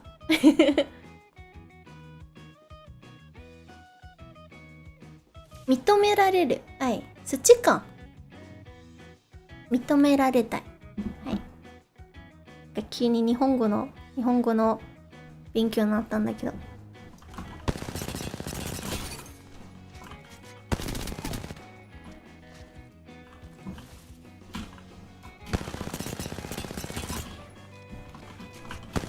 恋空アイラはだいたいあれだな、エイペックスのお話だけじゃなくてもまだいろんなことでもこれを気づいたんだけど、私は花みたいで、私が花だったら褒め言葉は水で、水と太陽で思えばいいかな。褒め言葉があるとね、マジで私は自分の一番いいバージョンにはなれると思うんだけど、輝くんだよね、私は。なんだろうな。エイペックスも少しそれを気づいたんだけど、褒められたら、なんか、調子が良くなるんだよね、私。めちゃくちゃ強くなるし、いろいろ頑張れるし、マジでワンちゃんみたいな性格かもしれない。コイゾラアイラ猫じゃなくて犬かもしれない。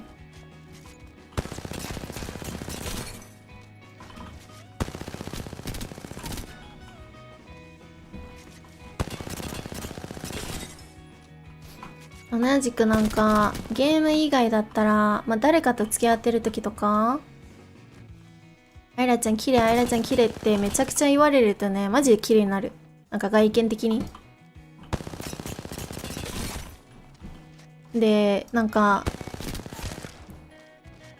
なんだろう。そこの自信がなくなったらマジで外見もひどくなる。影響があるんだな、やっぱり私。人の言葉で。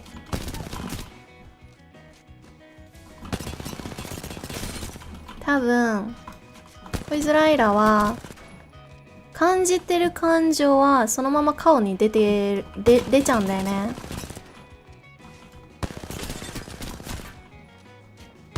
だから、気持ち的に幸せだったら、それはもう、見た目も多分、綺麗になるし、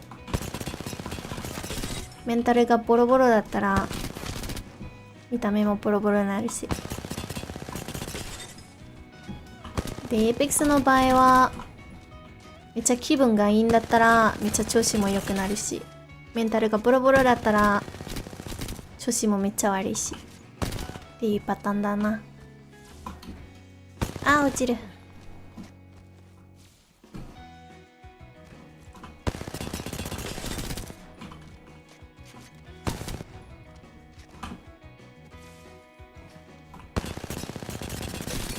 よいしょ。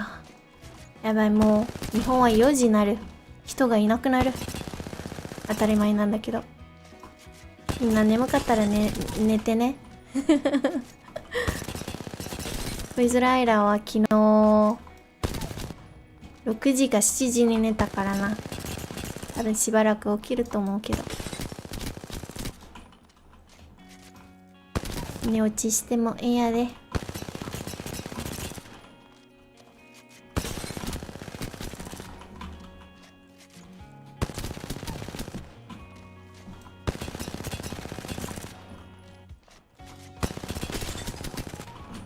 私はそろそろこのロビーからキックされちゃいそう。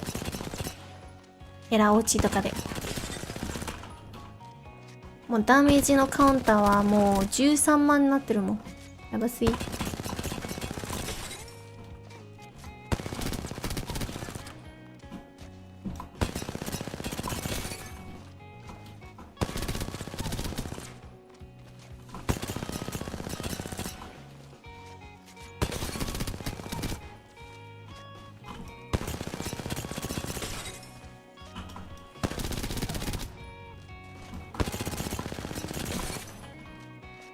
回線時の音いいよな。前までは私は99の音がめっちゃ好きなんだけど、カーも悪くはないんだな。どっちも好き。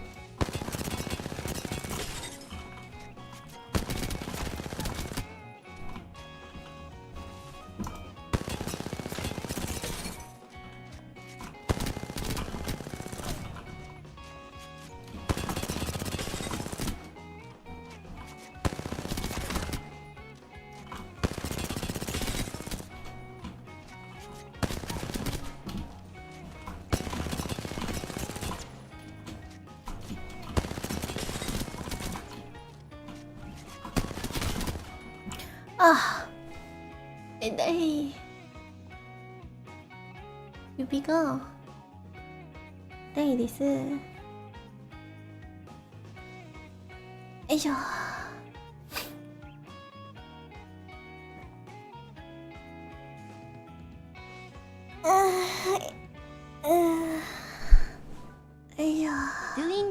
I'm doing good. My fingers just hurt. I was taking like I was stretching for a bit. まだ人がいるんだ。びっくりした。I'm actually still doing some stuff. So just chilling and lurking. Yeah, you can treat this like some BGM, some background music. I'm just doing like the same thing over and over again.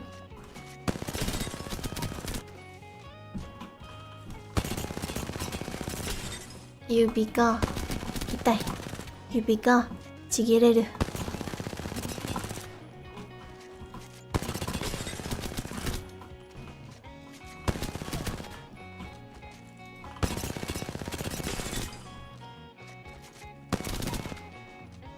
FPS やってる人たちってさ、本当になんか毎日やってる人たち、キーマをね、そういう人たちは腕とか指とかに問題出ないかな。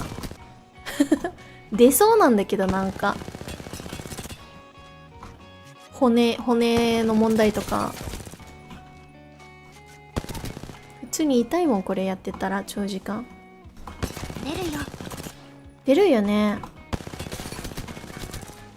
もう痛いもん、私の指今。おじいちゃんおばあちゃんになってたら絶対なんか手首とかそういうの問題が出てくるんだよな。痛みとか。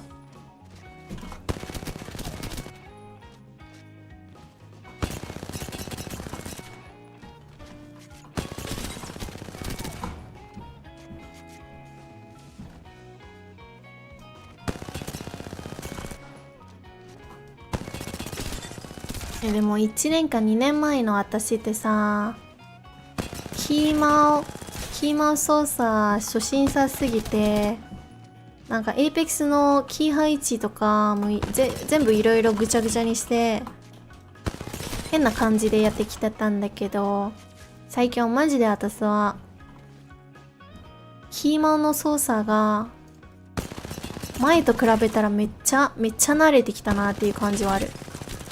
すごいな、人間の体って。だって今別になんか頭の中にちゃんと覚えてるというよりも癖でやってるもんね。なんかキー配置が全部今、自分のキー配置はね、キー配置どうなってるって聞かれたら多分忘れるんだよな。私は答えないかもしれない。あれリロードはどっちキーだったっけみたいなとかなると思うんだけど、もう全部癖でやってるからな今。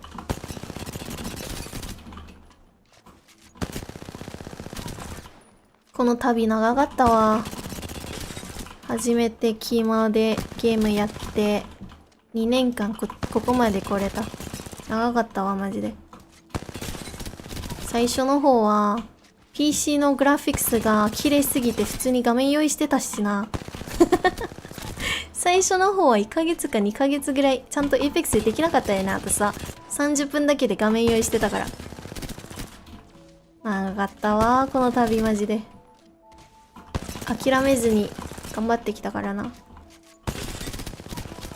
そこの恋空アイラ偉かった。自分が自分を褒める。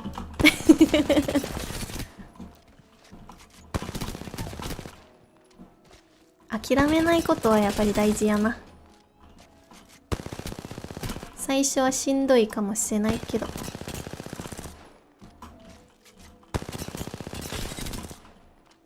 この距離の顔むずいな。なんか中距離ぐらいの顔はむずいな。あれも当たるようになってたら結構強いと思うんだけどな。この微妙な距離。ここあんまり当たらない気がするんだけど私。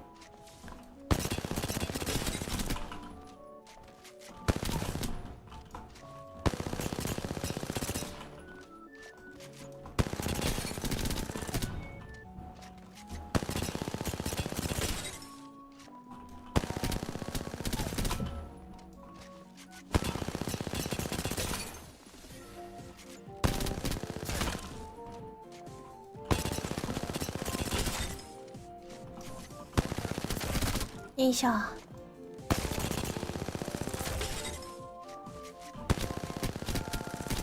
この距離だと平均130ダメぐらいか。ワンマが130以上超えないな。なんかなんだ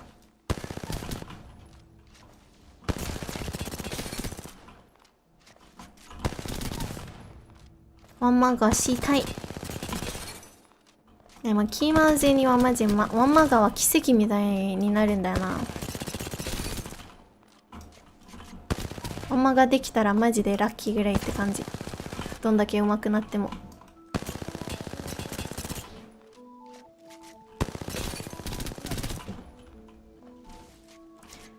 はあ、痛い痛い痛い痛い痛い。何時間やってきた？さっきは配信外は4時間。今1時間半。5時間半やってる。この修行。私の修行はだいたいなんか6時間ぐらいになっちゃう気がするんだけどな。気づいてたらあれもう6時間じゃんっていうパターンが多いんだな。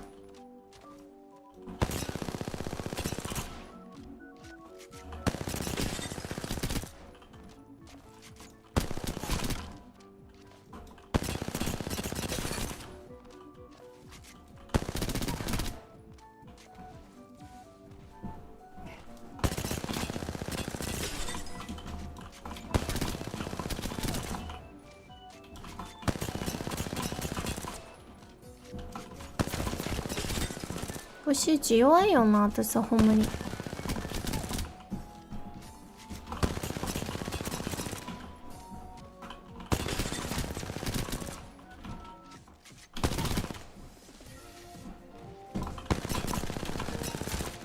うん当たらなくなってきた。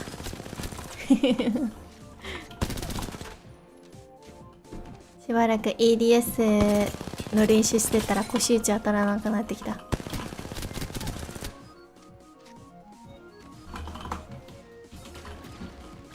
よいしょ。こっちだったっけ？はい。よ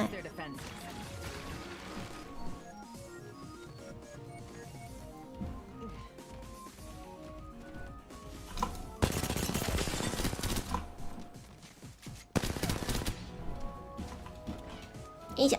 踏んでる。私のスパイク踏んでる。誰か。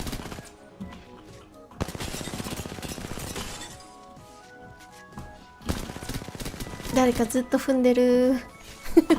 死んだ。バカか。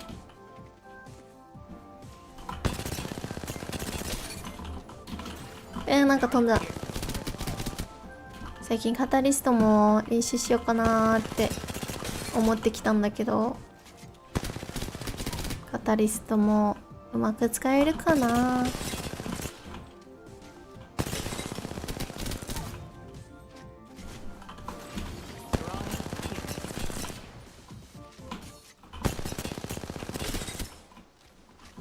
当たらない。よいしょ。当たらない。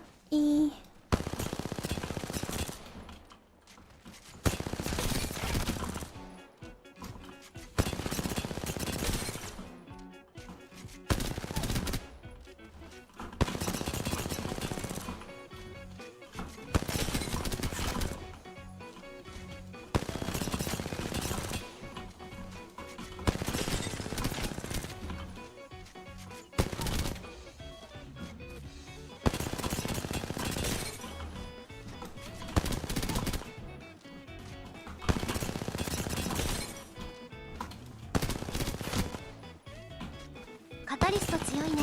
でもウルトの使い方難しいね。ウルトのタイミングマジで私はわからない。それが一番難しいところやと思うんだけど、カタリストはアビリティはまださ、まだまあわかるじゃん、なんか使うとき。でも大体壁はね、どんな状況で使えばいいんだろうなってはなるんだよな。一番わかりやすい状況だと、敵の射線を切りたい時とか、あれは一番わかりやすいんだけど、でも他の状況もあるんだね。敵パーティーの一人だけロックするみたいな、壁の向こうは行かせないようにみたいな、一人にフォーカスしたい時とか、そういうの点もあるし、自分と味方を守りたい時の壁もあるし、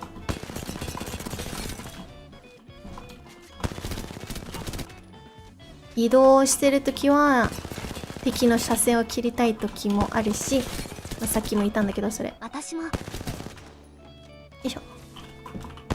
いろんな使い方あるんだよね、壁って。練習している。私も練習してる。マジで最近強いから、自分今までランクでバリスティックやってたんだけどさ、使ってたんだけど、最近バリスティックじゃなくてもいいんじゃないかなとは思って、カタリスト練習しようかなってね、思い始めたんだけどな。で、今シーズンのカタリストはマジで強いんだよね。ただ適当に使ってたら多分そこまで便利にはならないと思うけど、ちゃんと多分いろいろ勉強した方がいいかなとは思うんだけど。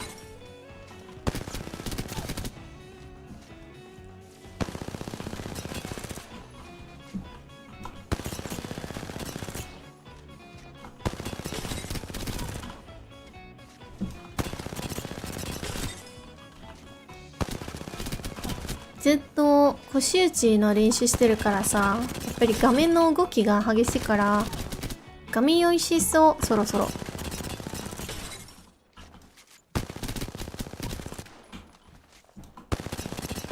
今日の終業は画面酔いしてきたら終わりってことかち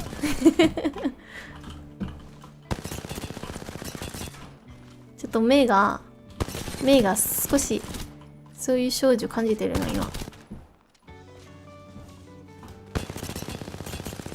体は休めって言ってる。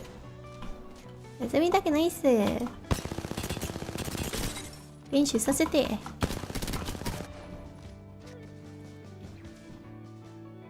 いしょ。でも今日はだいぶメンタルがマシになった気がする。なんか6時間前ぐらいとかだったらね、マジで自分のメンタルがやばかったんだけど、少しいろんな人たちと話してたら少しなんかなんだろうな、解決っていうよりもマンガも強いよ。キャラコン使いやすい。そう、バンガもね、結構、前シーズン私はランクのキャラはバンガだったんだけど、今シーズンはちょっと違うの使おうかなーっていう感じだったんだよね。まあ、バンガでも全然いいと思うけど、そっちは慣れてるから、私は。しかも。よいしょ。いででででで。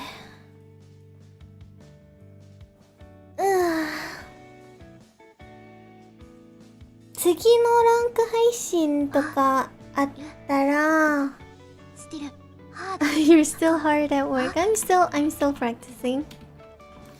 次のランクはね、多分野菜ラテアイラの構成は少し変わるかもしれないね。なんか私たちってさ、まあ同じ国、全員同じ国ではないからさ、私はシンガポールだから、誰か絶対外サーバーに入っちゃうんだよね。入らないといけないから。で最近のエーペックスはマジでサーバーの調子が悪くて、外サーバー行くとラグくなるんだよね。だからそういう状況で、じゃあどうやってランクやろっかなっていう話になって、多分今までは結構ファイトはガンガン行ってたんだけど、少しなんかちゃんとアンチを取りながら移動しようかなっていう話になって、ちょっと構成もね、アンチムーブできるような構成に変えてみようかなって思って、まずカタリストはね、家の中守れるから結構強いから、カタリストはまず誰か使って、そういう構成はカタリストの周りで考えたいんだな。2人目と3人目の構成。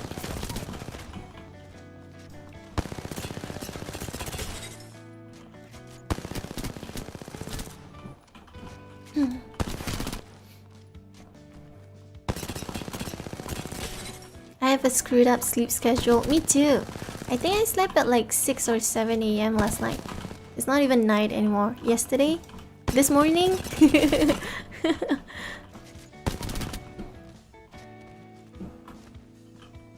あ、マジで。左の指にはめっちゃ感じてる。キャラコンの指。めっちゃ左手が痛い。よいしょ。My left hand is starting to hurt. I've been practicing for almost 5 hours, I think. I was practicing for like 3 to 4 hours on stream, and now this stream, off stream, and then this stream is going on for almost 2 hours, so 5 hours ish. So my hands hurt now. I'm gonna give myself like carpal tunnel or something. よいしょ。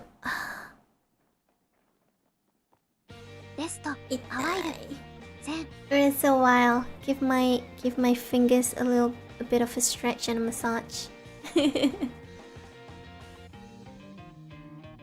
シンガポール3時か。まだ寝ないんだろうな、私は。寝ないだろうけど。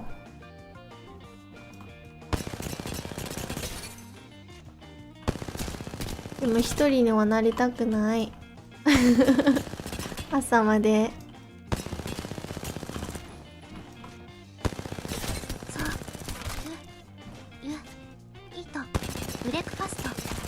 でも私はSOS 出せる人たちは2人が今寝てるから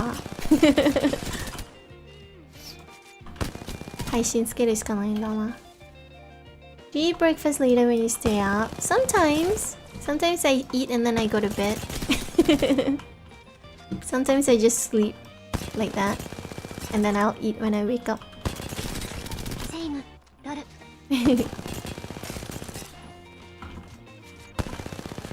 Usually the time that I don't eat is when right after I wake up. It feels bad because you'll be so tired. Yeah.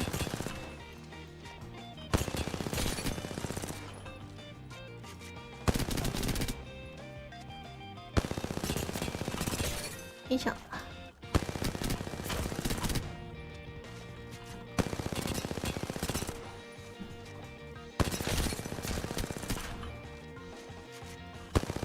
まあ指が痛いからエイムもどうなってるんだこれは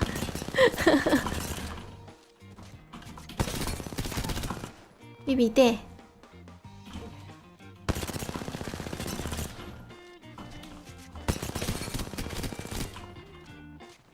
1ミリや。よいしょ。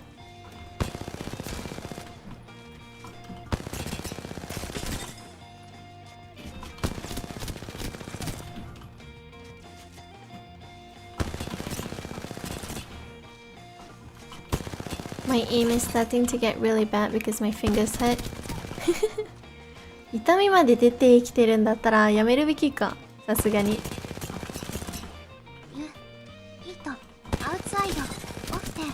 No, not at all. I rarely go out, to be honest. I like to stay home. So I eat at home most of the time.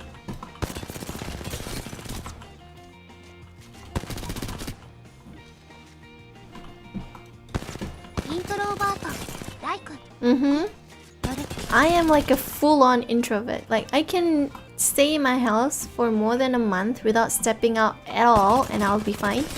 I've done it before. The time when I got COVID, I didn't go out of my house for like an entire month. Not even to like to the shops or something. I didn't step out of my house at all. And I was fine with it.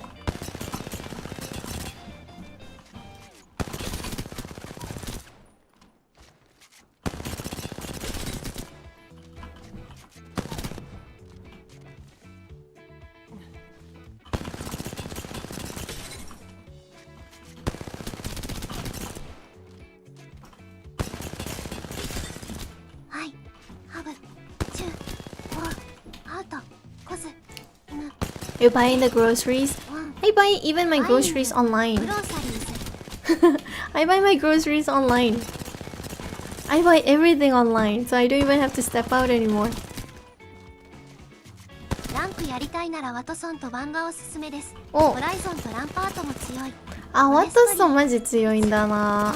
私たち3人、この3人の中からワトソン使える人いないと思うんだけど。マインド、T、イカ略。バンガーはマジあり。もしおやさにゃんがカタリスト使うんだったら私はバンガーでいいかなと思ってるし、まあ、ワンチャン私がカタリストになる可能性もあるし、ホライゾはワンチャン入れるんだったらラテニャンかな。前は少し入れてみようかなみたいな感じだったんだけどさ、ホライゾン。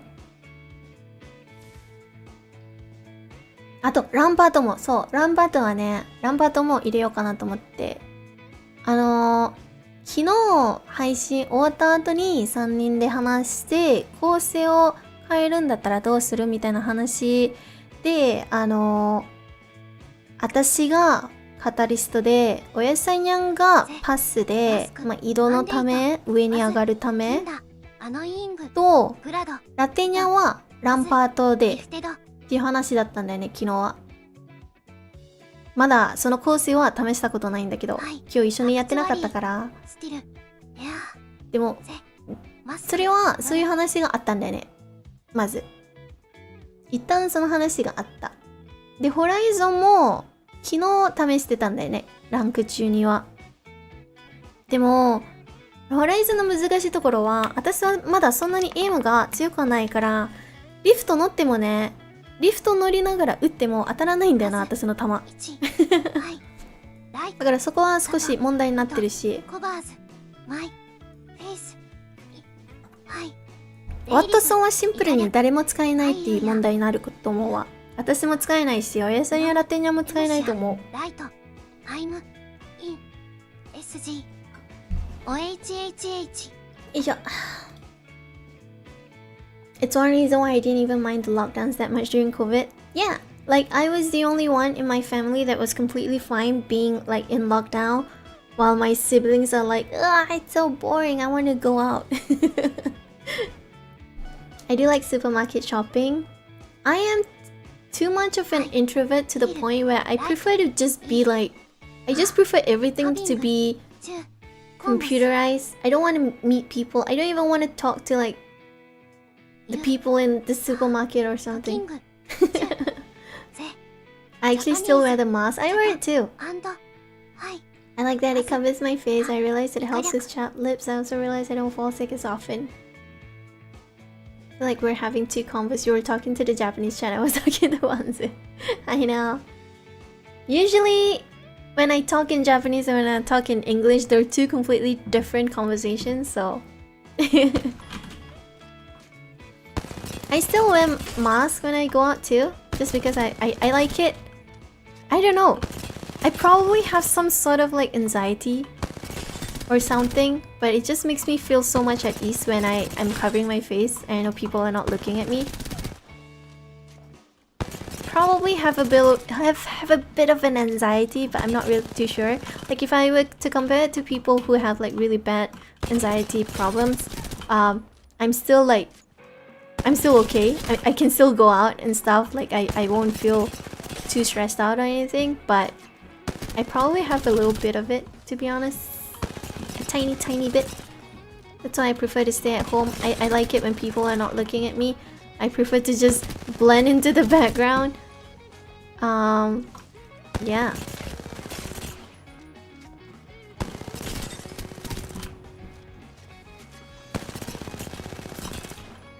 Yoisho.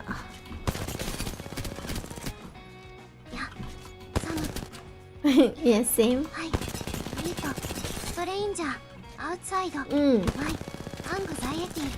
My anxiety kicks in if you have to talk more than 10 minutes. I will say though that I have gotten a lot better during the past like 5 years thanks to streaming. Basically, streaming kinda trains me into like talking with strangers. So I am able to talk to strangers now when I go out. It's fine. I can hold a conversation, but it doesn't mean that I enjoy it. It doesn't mean that on the inside I'm not like freaking out. I just am able to put on a poker face, I guess, and just pretend like everything's fine while holding a really long conversation. But on the inside, I'm just dying and wishing that I can go home. So I've gotten good at pretending, I guess. To put it simply, I've gotten good at pretending because of streaming.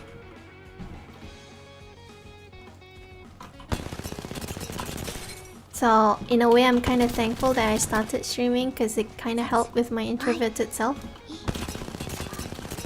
That's why we're all here. Yeah, you know, I've been streaming for like 5 years, so you kind of get used to it at a certain point. So now I'm able to like talk to like the taxi drivers, the salespersons in the store. I'm able to talk to them. But you know what I still really hate doing? Being on the phone with someone. I hate picking up calls. I hate it when people call me. Like I will just flat out refuse to answer a call if it's a number that I don't recognize. I will flat out just not pick it up. I don't know why phone calls give me so much anxiety. But it gives me more anxiety than talking to people in like real life. Funnily enough.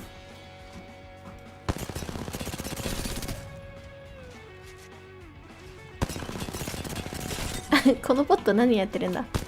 どこ向いてるんだあなた？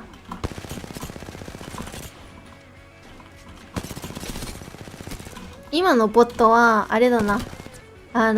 チーデスとかにいるボットたちだな。その動き。I can relate. I think all introverts relate. Honestly, it gives us so much stress to be in a social environment. Or to have to socialize. And I think people who are extroverts really don't comprehend that.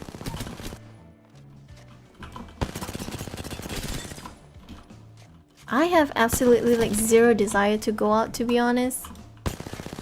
Like there may be times where I feel like I kind of want to have like dinner with my family or friends outside. Like once in a while. But that's probably like once every like 6 months or something.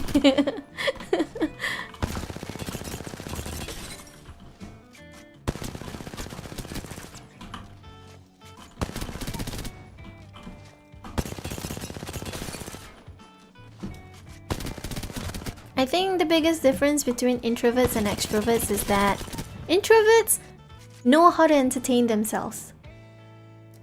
So there is never really a point when like I'm alone at home. There is really never a point where I feel like, oh, I'm bored. Or like, oh, there's nothing to do. I never think that. And I think extroverts think that a lot. So that's why they always feel like they have to do something, or they feel like they have to be going out, meeting people. But then even when I'm home alone, I always have things to do. Just give me like my PC or my phone or just something, and I can keep myself entertained for like hours. I don't even have to leave my room. I can pretty much live in my room if there's like a toilet in it, and if there's like food in my room. I can entertain myself by myself for 24 hours and I wouldn't feel bored at all. And I think that's something that extroverts can't do, because I have a sister and she's the complete opposite of me. She's the complete extrovert. She recharges by being with people. She recharges by going out, while I recharge by being by myself. So we're the complete opposite. But I just have to look at her and I know how an extrovert is like. They can't stay home. They find things to be boring when they're sitting at home not having anything to do. Like they don't know how to entertain themselves when they're by themselves. So I think that's like the biggest difference between an introvert and an extrovert. Introverts like us, we know how to entertain ourselves. I've never felt bored. I don't know when was the last time I felt bored.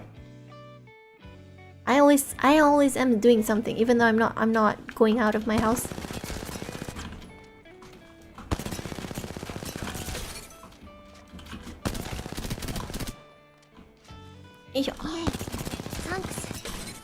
Thanks to the internet, exactly. Even without the internet, I think back when I was like a student or something, I was always like doing something. I was always reading like books. I used to go to the library a lot. Get some romance novels. You just sit down and read, or eat, or just do something. Just do something, you know? Like, it doesn't have to be the internet. Although now that it's, you know, the era of the internet, obviously, if you give me my PC or my phone, I would be on it like 24 hours a day. No problem. I could watch YouTube, I could watch Netflix, I could talk to people, I can play games. Like, there's so many things I can do. What do you mean you're bored being at home? I don't understand. How can you be bored when you have all these things to do? Aira is my spirit animal. How? I can turn on like YouTube and watch it for like 5 hours. How are you bored?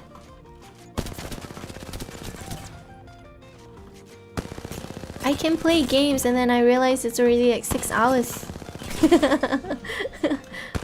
I can listen to music while doing something and realize like, wow, 3 hours have passed. Like, there's so many things to do. The inability to entertain yourself when you're alone, I think, is one of the biggest downfalls of an extrovert.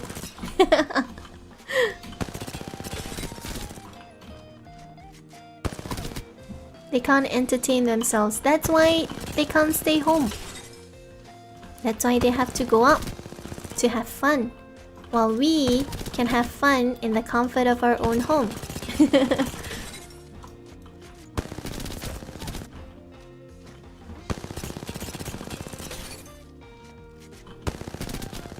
Also, like, I just really hate, like, we live longer.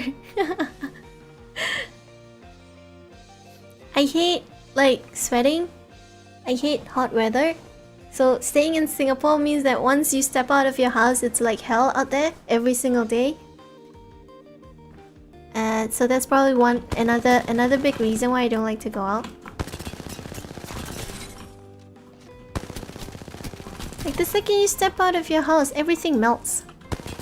Your makeup melts, your hair that you just like really nicely styled, they all start like falling down. Everything. you wanna wear nice clothes, or that jacket, or that pair of pants, or pair of skirt. You wanna wear nice clothes? Nuh-uh. If you're not in a t-shirt or shorts, t-shirts or shorts. If you're not in a t-shirt and shorts, you're gonna probably get a heat stroke or something. You don't look like introvert in your photos, but my photos are taken mostly in my room or my house. Some of the photos and videos I post are taken from like my Japan trip, so obviously I would be out and about then. Wouldn't make sense to be spending like thousands of dollars and stay in my hotel room. But the thing about introverts is that a lot of people misunderstand is that it's not that I don't like being with people. It's not like I don't like my friends. It's not like I hate human beings. I like being with my friends. I like being with my friends and my family. But I get tired after a few hours. I get tired and I need to be by myself to recharge. So a lot of people think that I probably don't like being with my friends because I'm an introvert. It's not that. I have fun with them. I am able to have fun when I'm with them, but after that I need to be by myself to recharge. You know, like a phone. You use it after one entire day and then you need to recharge it. It's just the same as me. But for me, the way I recharge is that I need to be in my own cocoon. So I need to be in my room with nobody else. I don't want to open my mouth. I don't want to do anything. I just want to be by myself. And that's how I recharge. Otherwise, it gets to the point where I get so mentally tired and exhausted that it starts to physically show. You be battery now? It starts to physically show and then I start to fall sick. Like there are some points where I had to socialize so much that I actually fell sick. Do you see yourself settling down in the near future? Like what, get married? I do want to get married. Probably, hopefully soon. I am already 30 this year. I talk about my age all the time, so it's not really like a secret or anything. I am 30 this year. So I do want to settle down soon.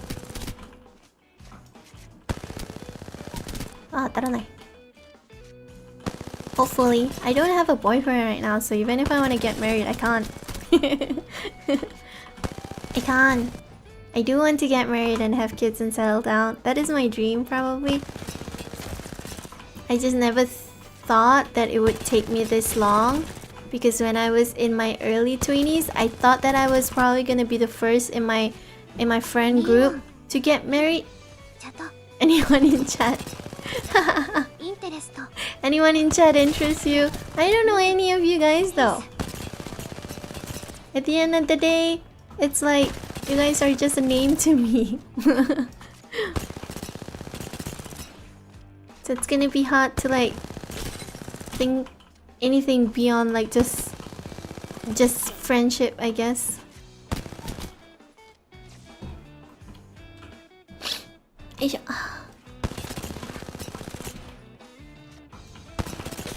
When I was younger, I used to think that I would be the first to get married among my friends.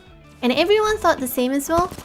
I've always been like more on the romantic side, I guess.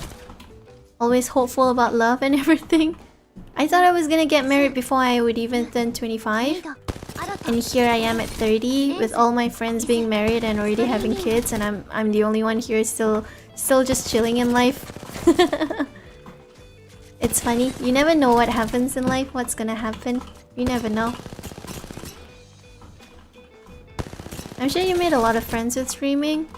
So I think like streaming, I get to meet a lot of people, but then at the end of the day, the introvert side of me kicks in. And everything just stays on stream. Like I don't really take things off stream. I don't play with people off stream. There is like an exception with like maybe Oyasai and Sato Latte. Those two I make an exception because I don't know, we're really close in age, I guess. I can relate to them a lot, so I make them an exception. But really I don't play off stream with anybody. I don't take anything on a personal level when it comes to my viewers. I don't let it escalate beyond just like streamer viewer relationship. So I can't even say I made friends. Like maybe streamer friends, but viewers usually stay just viewers most of the time. I'm older than you by quite a bit and I'm still aimless in life, so arguably I'm worse. Well, everyone I guess has their own speed. Everyone, I don't know, kinda... What do you call it? How do I put it in English? Like I've been speaking so much Japanese now, my brain is just full of Japanese. Everyone's pace in life is different, I guess. Because to be honest, I'm 30 now and you know, it's like, why am I still not married at 30? But if you tell me to get married at 25, I don't think I would have been mentally prepared to be a wife at 25. So maybe it works out better that I'm still not married now. I'm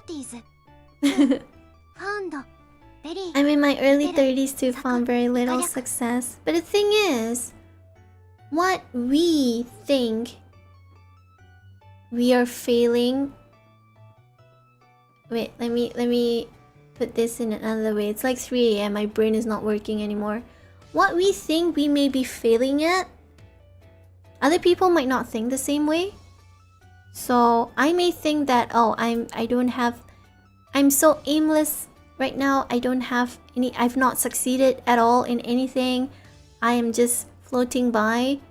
But people around me may not think the same way about it. People around me may think that I'm very fortunate to be where I am right now. It's all perspective, I guess. And to be honest, I think that people who think that they haven't succeeded in life, those people are probably the majority. Some of my friends when I grew up with has become millionaires. Yeah, but then there are people who are not. So... looking at people who have really like obviously succeeded in life, you know, if you were to compare yourself to them, might be difficult. But then again, everyone's different. Everyone's probably not made to be living the same life. You know, so just, I guess, I don't know. Me being in my 30s as well right now, I'm 30, gonna be 31 in March. I do feel the pressure and the rush once in a while. Like, you know, 30s, you gotta probably already be settling down right now, have your life perfectly planned out by your 30s. You know, there's a lot of pressure like that. But then I start to see people like me more and more when I look around myself. Like when I look at my friends and everything, there are people like me here and there. So that makes me think that, you know, maybe it's alright to still be figuring things out in your 30s because a lot of other people seem to be doing the same thing too.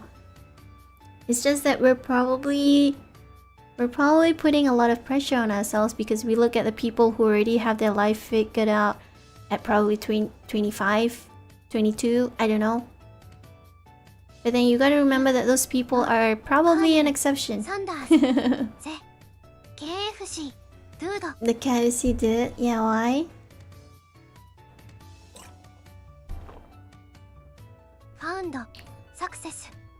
Found success when old. Exactly.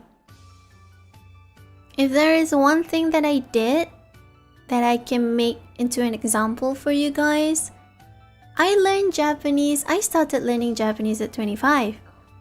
And to some people, you know, when you tell them to learn a new language, they're gonna say, oh, I'm too old for that. I'm already like in my 20s or in my 30s. I'm not gonna be able to remember anything or learn a new, completely different language. It's impossible. A lot of my friends say things like that. But then I started learning Japanese when I was 25. And now at 30, I'm able to have perfectly fluent Japanese conversations with Japanese people. So it's not... I don't think there's like age has anything to do with like anything, to be honest. Like there is never too old for anything. There is never you need to get your things, your life figured out by a certain age. Like everyone progresses in life differently at different speeds. It's harder for introverts. It is. It is. One of the reasons why I really like to, I really like streaming is because I feel like my main goal when it comes to streaming is not to have like a lot of viewers, to really rise up in fame or anything. The reason I even started this channel was to practice my Japanese, and that's it. That was my main goal. I wanted to get to know more Japanese people so that I can practice and talk like a native. And I've kind of sort of accomplished that task. Like 5 years I've been streaming, and I think I accomplished it to a certain extent. And now I'm using streaming, my platform, my YouTube platform, as a way for me to break out of my introverted shell. So, and I think that's working as well, because probably 5 years ago I wouldn't even be able to form a cohesive sentence without like fumbling my words or not being able to put what I think into like words. But now I feel like I can just keep talking on, and I've become more, I don't know, my thought process is a lot more fluid now. I'm able to put my thoughts into words better. So yeah. And I'm 30 now, and I'm still learning, I guess, about a lot of things. So yeah, I want to learn Japanese too. My Japanese is too bad I can't type and talk like you. Toto is from Taiwan. I want to learn Japanese. Japanese, honestly, if you put your mind to it, and if you have the interest, like the actual genuine interest in learning Japanese, then you're gonna be okay. You'll be able to learn it. But if you think that, oh, it's too troublesome, or oh, if you feel like it's a burden to learn Japanese, you're gonna start to hate it, and that's when you stop wanting to, I guess, I don't know, get better at it. You're gonna lose the motivation to learn. So having the interest is probably the number one thing that you should have, and if you don't have it, it's probably gonna be a lot harder for you. I had that interest 5 years ago when I wanted to start learning Japanese, and I think that's why it was really easy for me, because it never felt like a burden. Every new thing that I learned was really interesting and intriguing to me. Everything was just like, wow, that's really interesting. And so there was that thirst, I guess, of wanting to know more. So it felt more like, I don't know, it felt more like a hobby rather than something that I had to like study, or something that I had to do even though I don't really want to. So if you want to learn Japanese, try to think and try to find out if you really want to learn it because you have an interest in the language, or you just want to learn it because you feel like you have to. Because if you feel like you have to, it's gonna be the same as like going to school, or like studying a language, studying a subject that you're not really interested in, but you have to pass because you want to graduate. If it becomes like that, you're gonna... Why? If it becomes like that, then you're gonna lose motivation to learn, and it's gonna be quite a hassle to learn an entirely new language if you don't have the motivation for it. I learn compliments first. That's good. A lot of people learn the bad words first, so that's good.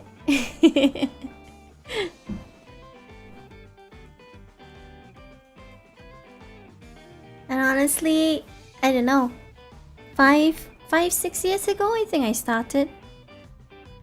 And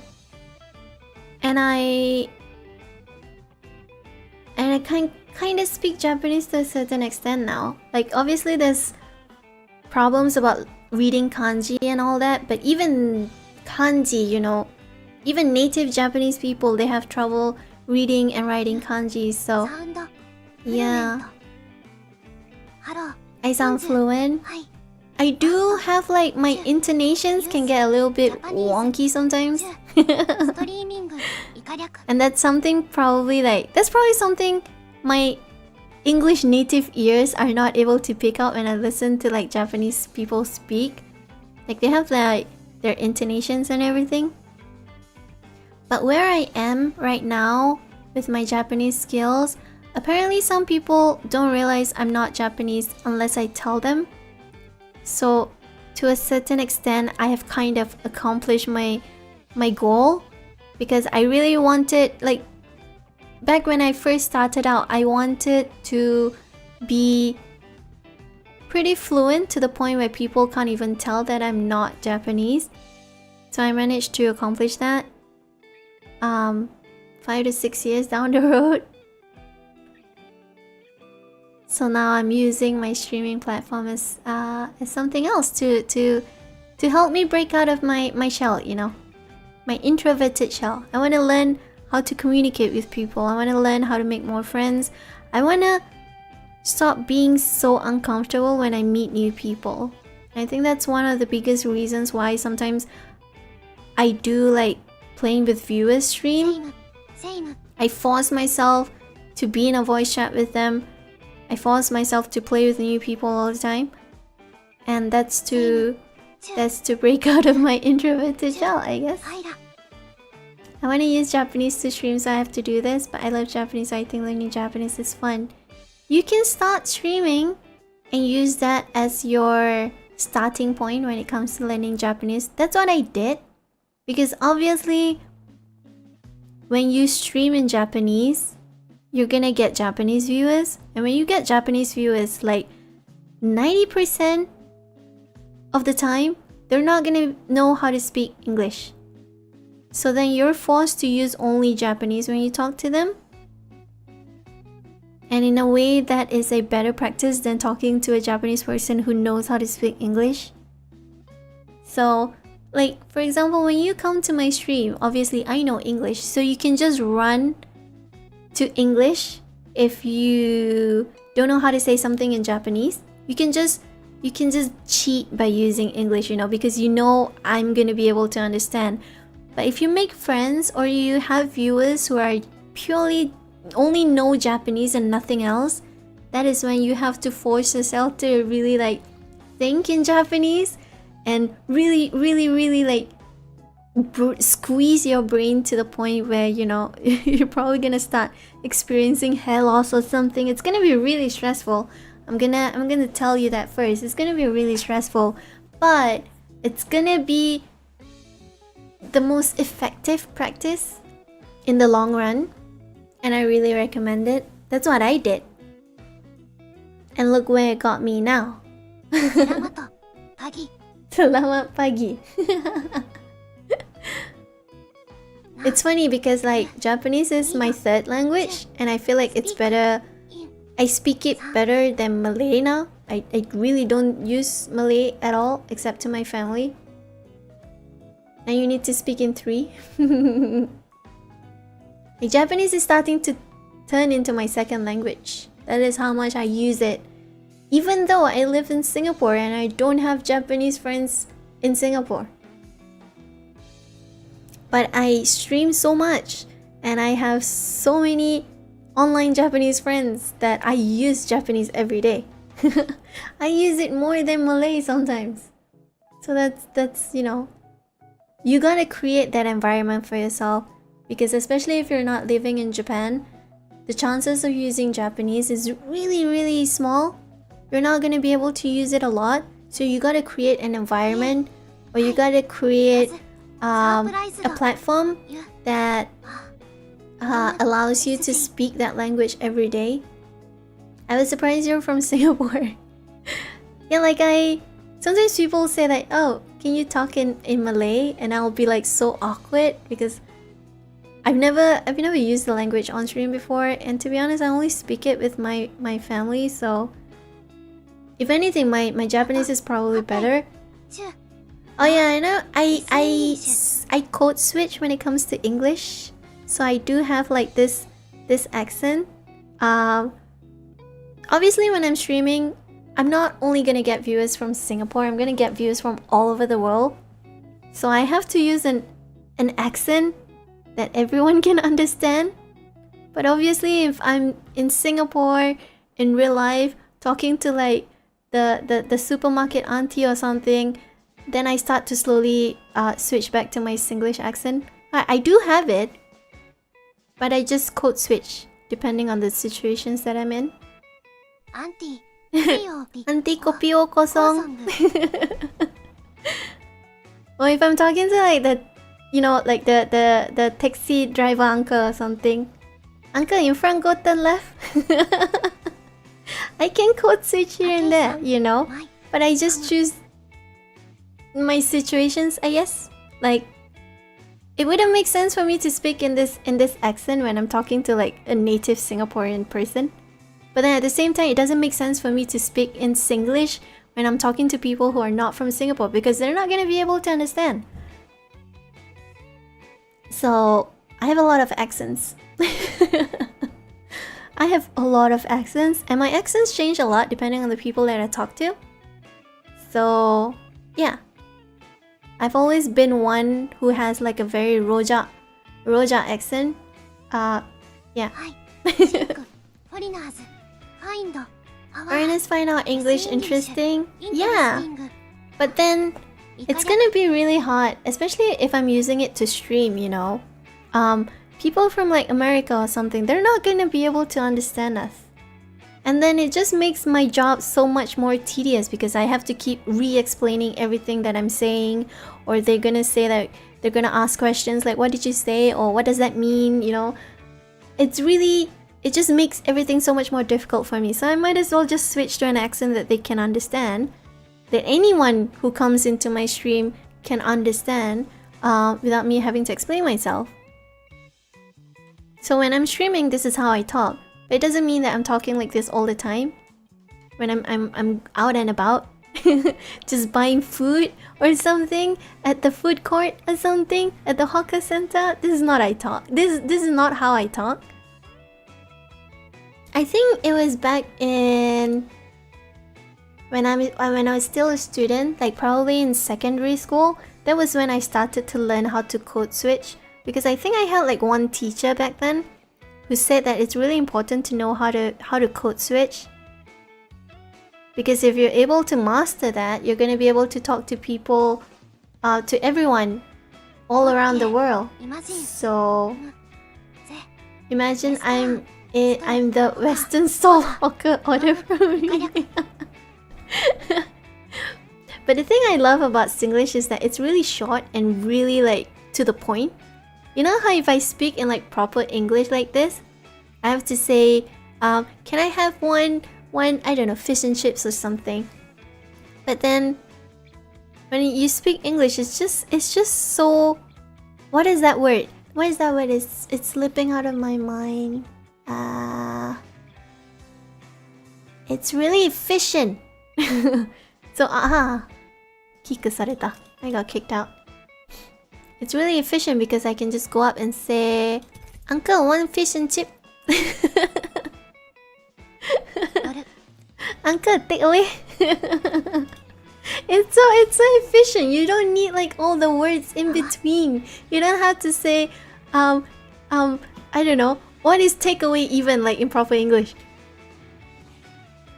Can I have it to go or something, you know? I can just say like, it's so refreshing to hear in English. Like, yeah, taba. Uncle, this one, that one.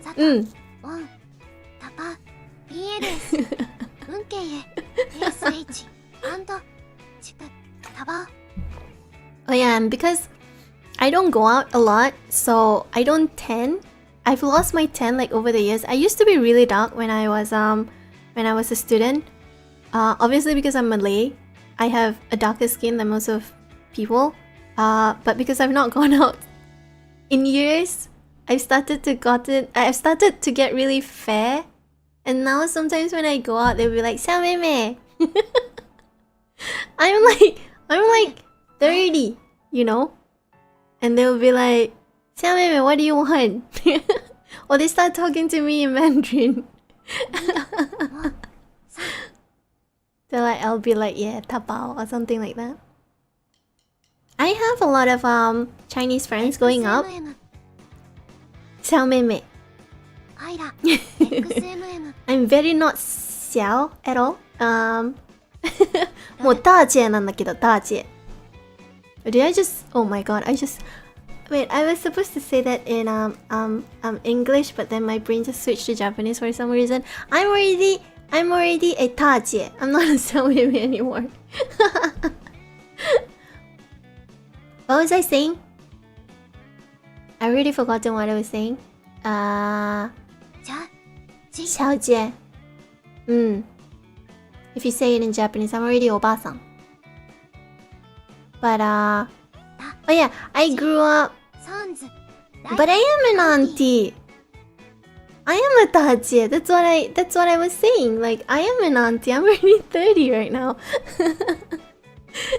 I'm not even like a 姐姐 anymore or something.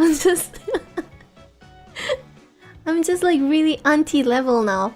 I used to have a lot of Chinese friends growing up, so I grew up listening to a lot of Mandarin. So like I can understand to a certain point when people talk to me in Mandarin, but it's hard for me to reply back, but I can understand them. So that kind of helps when people mistake me for a Chinese. Auntie 姐姐. 30 still calls 小姐. I'm perfectly fine with people calling me auntie though, like, to be honest. I'm not really like the kind of person who want to stay young forever. I have nieces and nephews now. My nieces and nephews are already like calling me auntie. Unless I'm married. Well, I guess. But what if you turn like 40 and then you're still not married?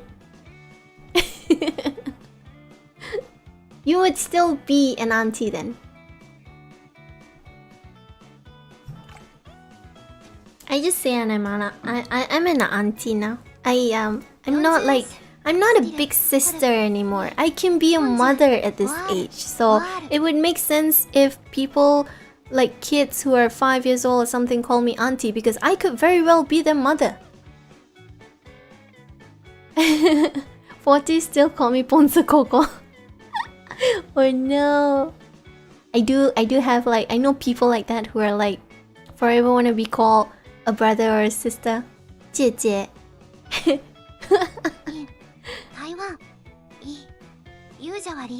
We usually call 小姐 even you are 50? Really? I'm 大姐. Dude, if you call me 小妹妹, I'm gonna take it as an insult, because it would mean that I look like a kid. For secondary school aliens. 小妹妹. But I do get like, you know those really lovely like supermarket aunties or something, or you go to like your local shops and then they recognize you. Sometimes they still call me 小妹妹, but that's probably because I'm short. And sometimes when I go out with no makeup on, I do look like a kid. So I think it's just like out of endearment that they call me like 小妹妹 or something. I'm probably 158. Probably. I haven't checked in a really long time, but the last time I checked I was around there. So like I'm not really short, but I'm not really tall either. That's okay. Yeah, it's probably like average, but then with my size and everything, I probably look like, if I wanted to, I could look like a student probably. I'm 175. That's okay. For a guy, I think that's just nice. As for for a girl, I think like 158 is pretty okay as well. It's kind of like in the middle. But like, you know how like bone-wise, it's gonna sound really weird. Like it's not even like a matter of like being thin or being fat. Like my bone structure, like my body is just like really small. So even if I put on weight, I'm still small. Yeah, like 1.8, those are really like really chibi. I do have friends like that. They're really cute. I just want to put them in my pockets. 158 is kinda okay. I don't like to wear like heels and everything, so I stay 158 most of the time. But yeah.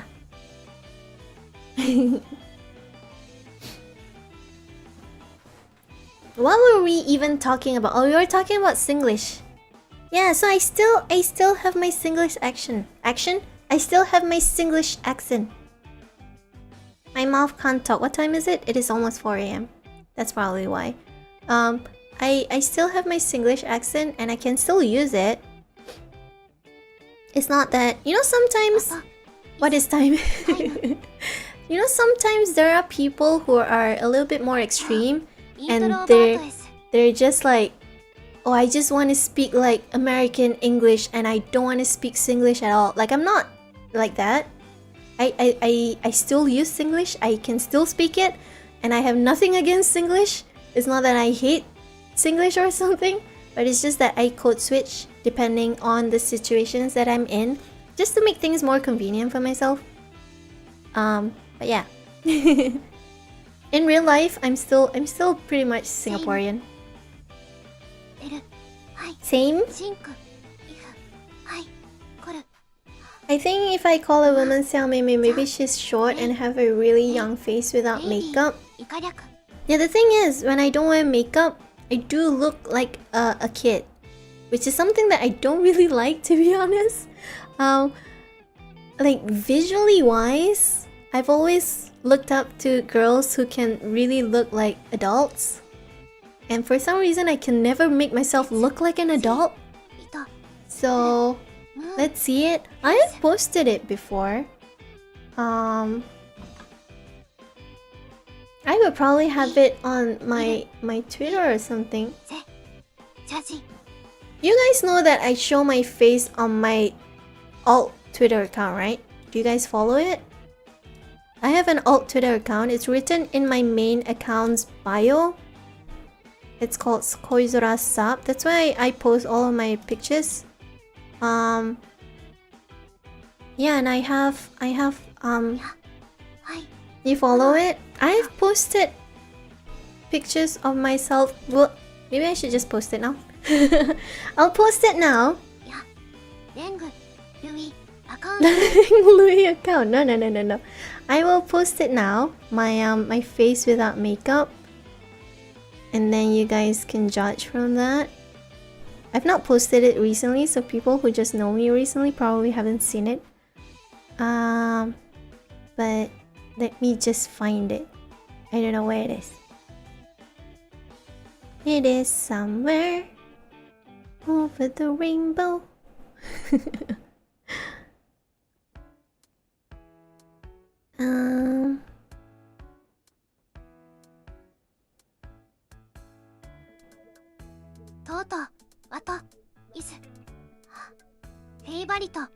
What is your favorite Toa song? What's Toa? This is my picture. Where do I find it? I have too many pictures. I have so many pictures and videos in my phone that I don't even have 1 gig free of my phone anymore. My storage is like bursting. I need a new phone.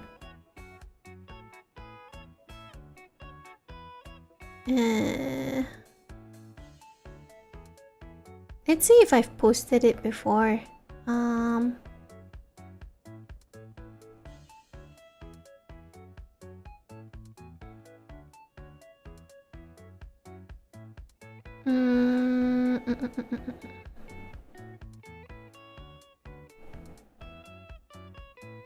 His profile picture is to is that what you're talking about?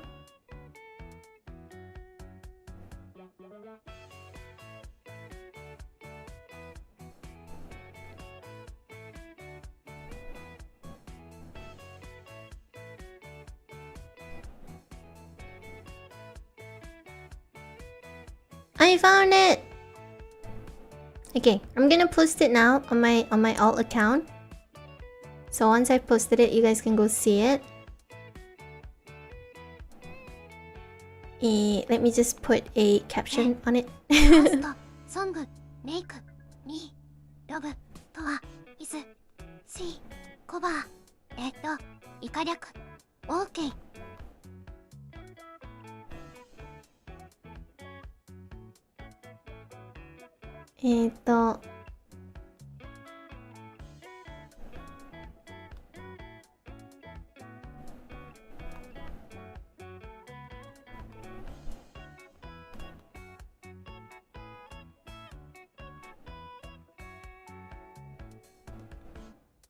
リリリリリリリリリ。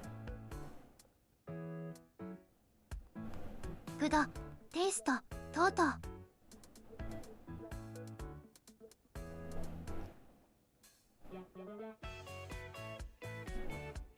これと、no, I just switched back to Japanese again. I'm gonna post this one and maybe this one.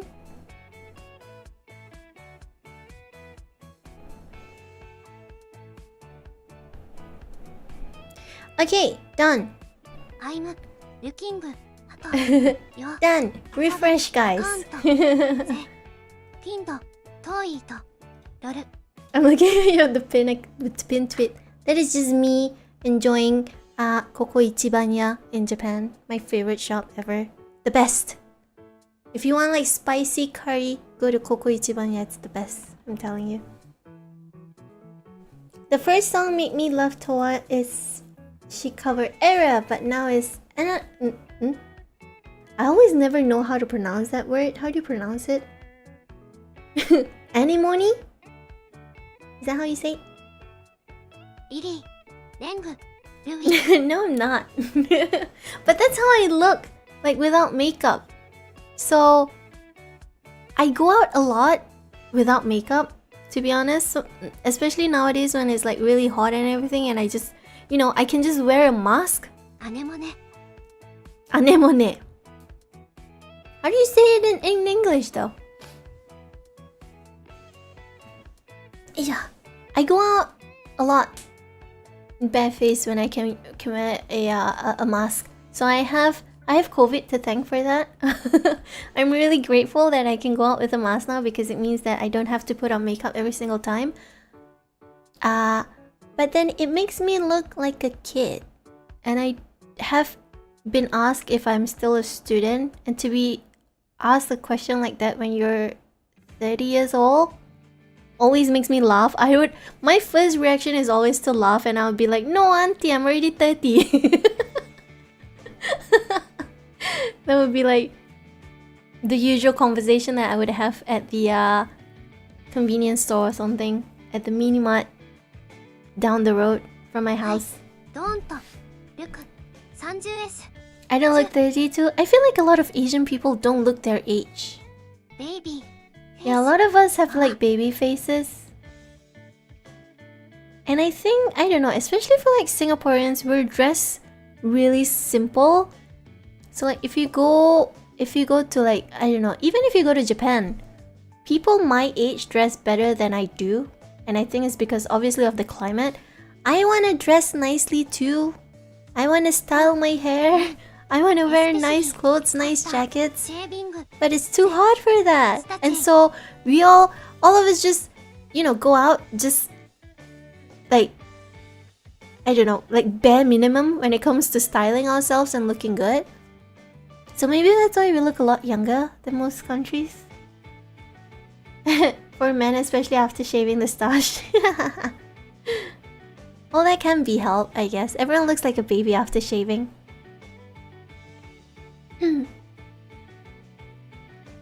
Singaporean guys and Singaporean girls do look a lot younger, but I think that's like what I said, it's a lot to do with our fashion and everything. When I went to Japan, people, especially when you go to like Tokyo, where like the city parts of the country, people are so mindful of the way they look. They look a lot more like adult-ish compared to other people who are obviously like barefaced and everything. Is it your dream to live in Japan permanently? I do want to try to live in Japan, especially if I get married. I think I'm gonna probably get married to like a Japanese guy. Probably. Looking at the way things have been going, like my previous 2 exes were Japanese. And I've never fallen in love with a Singaporean guy before. So looking at the way things are going, probably I'm gonna marry a Japanese guy. But here's the thing. Like once I get married, I do want to try living in Japan. I do love Japan. I want to stay there. I wanna, obviously houses are cheaper there and everything, but there's only one thing that makes me want to consider living in Singapore, is when I have kids and I want to either put them into a Japanese school or a Singapore school. The Hokkien me for the food.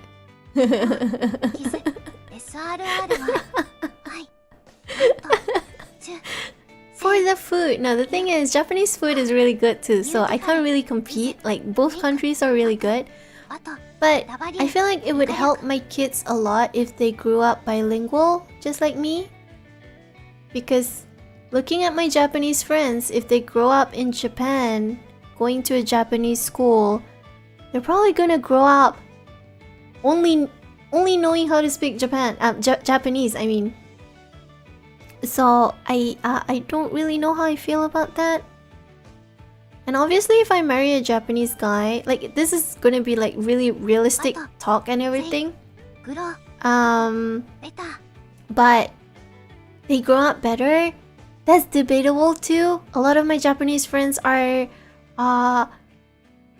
they're being worked to the bones, obviously, by like, you know, the working culture that is really bad and everything, and a lot of them are down with depression. So I don't know how I feel about having my kids grow up in a country like that. You know, in Singapore, it's a lot more flexible. Even if you don't go to like, you're not able to go to a good school or graduate or anything, it's not the end of the life for you. Also, learning how to speak English is gonna be the biggest head start that you can get in life over anything else. I think because I grew up bilingual, that's why it was easier for my brain to absorb and learn a new language, because I'm just so used to it. I'm used to like different languages. Also, one more thing is that if, you know, I just go to a good school in Singapore, I'm gonna say you're beautiful with makeup, but when I refresh the tweet, I changed my mind. This face is cute. But I look like a kid. You know, sometimes I do get like I do get self-conscious when I go out with my face like without makeup, because I want to look older sometimes. It's funny because probably when I'm older, I'm gonna want to think that I probably be thinking I want to be, you know, I want to look younger. But now it's really funny when people look at me and still ask if I'm a student, because how can I be a student at 30? 英語教えてください。まだいるんだ、リッピーさん。英語はね。教えてくださいって言われてもどうやって教えてあげればいいんだろう。Yeah, and also, you're gonna crash. Good night. Have a good sleep. I'll see you next time. Koizora. Oh no. Also, one more thing about growing up in Japan is that I've noticed from, you know, my friends, like not my friends, but the people I've interacted with for the past 5 to 6 years, is that if you grow up in a country where everyone looks the same, you're gonna start developing like prejudices and like bias and racism even without you realizing it. So if somebody were to just look a little bit different from you, a little bit more tan than you, or they speak a language that you're not used to, they're gonna look at you differently. And I'll notice a lot of Japanese people can be a little bit intolerant when it comes to that. That they're gonna think that you're strange just because you're different. But then if you grow up in Singapore where you're so used to everyone looking different from one another, we have like all these different races living in the same country, speaking different languages. Everyone just learns to like accept things because it's just the norm. It's just normal for everyone to look different. So I feel like if I get married to a Japanese guy, obviously my kids are gonna be like half Japanese, half Singaporean. They're gonna look different from any other like Japanese girls or boys. And I don't want people to think that, they're weird. Like, they're different, yeah, but it doesn't mean they're weird, Probably having them grow up in Singapore is gonna protect them from that. Because, it's just normal for everyone to look different in Singapore. Singaporean, no chance. Honestly, like long distance relationship and everything is a lot of like work. It is really tough. I don't want to do it if I can help it. But I've never once in my 30 years of life fallen in love with a Singaporean guy. And I just don't know why. I don't know why. I have no idea why. I would love to fall in love with a Singaporean and get settled down here. It just makes my life so much easier. But I've never once fallen in love with a Singaporean guy. Not even back in school. Like I maybe like I would have crushes and everything, like school crushes. But then I've never once in my head thought that I want to try being this person's girlfriend. I've never I need that roast. Like I have nothing against Singaporean guys. I think they're lovely. They're nice. But everyone has their tastes and preferences, and probably mine is just not them. It's probably just not them. I don't know. I think what I seek in a guy is that I like people who can talk well, I guess. Like people who are polite, people who use nice words. No guys try to risk you. I mean, they try, but then even then, I've never swooned over them before. I've never thought like, oh, that's really romantic. But then when it comes to like, Japanese guys or like guys from other countries, I don't know, maybe it's the language they use. I've always thought like Japanese sounds really beautiful. So maybe that's why it's easier to win my heart when, you can speak Japanese. But then I've never thought that, wow, that's so romantic when a guy like says nice things to me in Singlish or something. Like, obviously nothing against the guys, nothing against the language. It's just not what makes my heart doki doki. Even my first boyfriend when I was 17, he was Australian. Full-on white guy.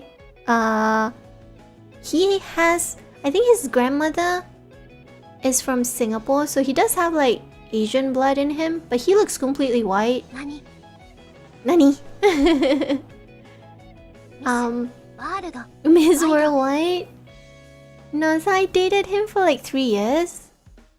Even my first boyfriend was already not from this country, And then after that for 5 years I didn't date anyone, but then once I started dating someone, it was a Japanese guy followed by another Japanese guy, and now we're here. Like timeline wise, here we are in my life right now. So what are the chances of me marrying a Singaporean guy? I don't know, probably really low. I wouldn't say it's impossible. You never know what happens in life, Maybe one day I meet a Singaporean guy who's just like different from everybody else, and I think that, wow, he's the most handsome guy in the world, who the most polite, the kindest guy in the world? Oh my gosh, no. I will gladly give him to you. He likes girl.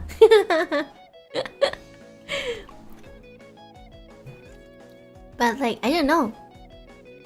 Probability wise, probably I'm gonna marry a Japanese guy, especially since I speak so much Japanese nowadays and I hang out with so many Japanese guys. Did you get to vote? I voted.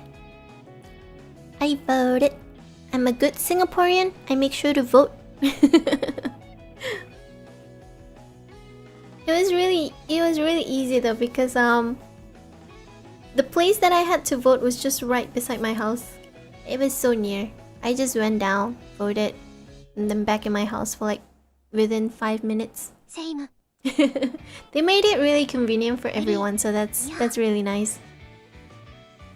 They have a lot. They had like a lot of I didn't go in the morning because I know that everyone's gonna go like really early anyway. So I went like probably late afternoon, and there was really nobody there. Like I didn't even have to queue up. There was nobody in line. I just went in straight to the stamping bit, and then I'm out. It was so easy.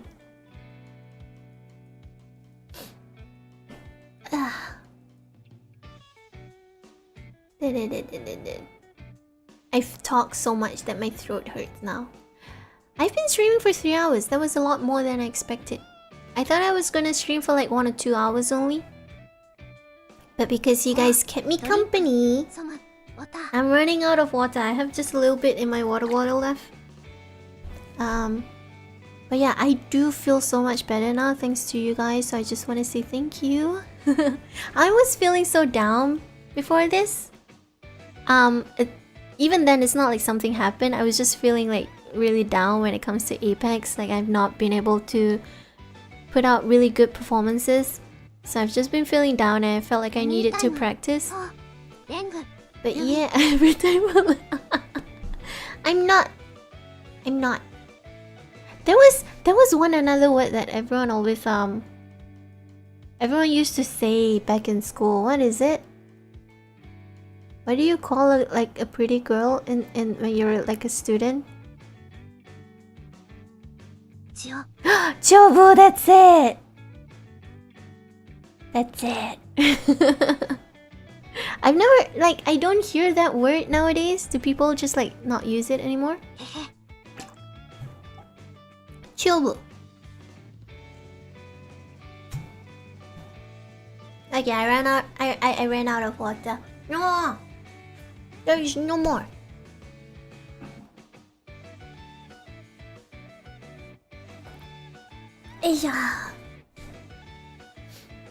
Do you know how to say like pretty girl in Japanese? If you want to say like she's pretty, like beautiful, go call them bijin. Bijin. Bijin. Bijin, ikemen. What other words there is? They have a good voice. Ikebo, kawabo. Everyone would know kawaii.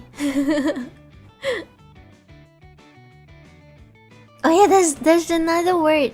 It's kind of like a dialect in Japanese. Like I some of my viewers called me that before, and I've never really heard it before. If I can only recall it.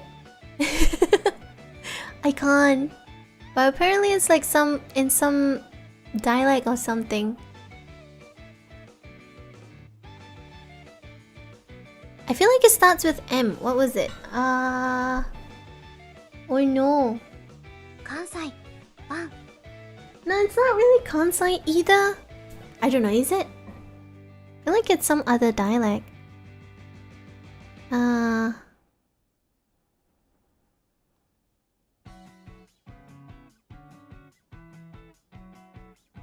What was it? I know it starts with M.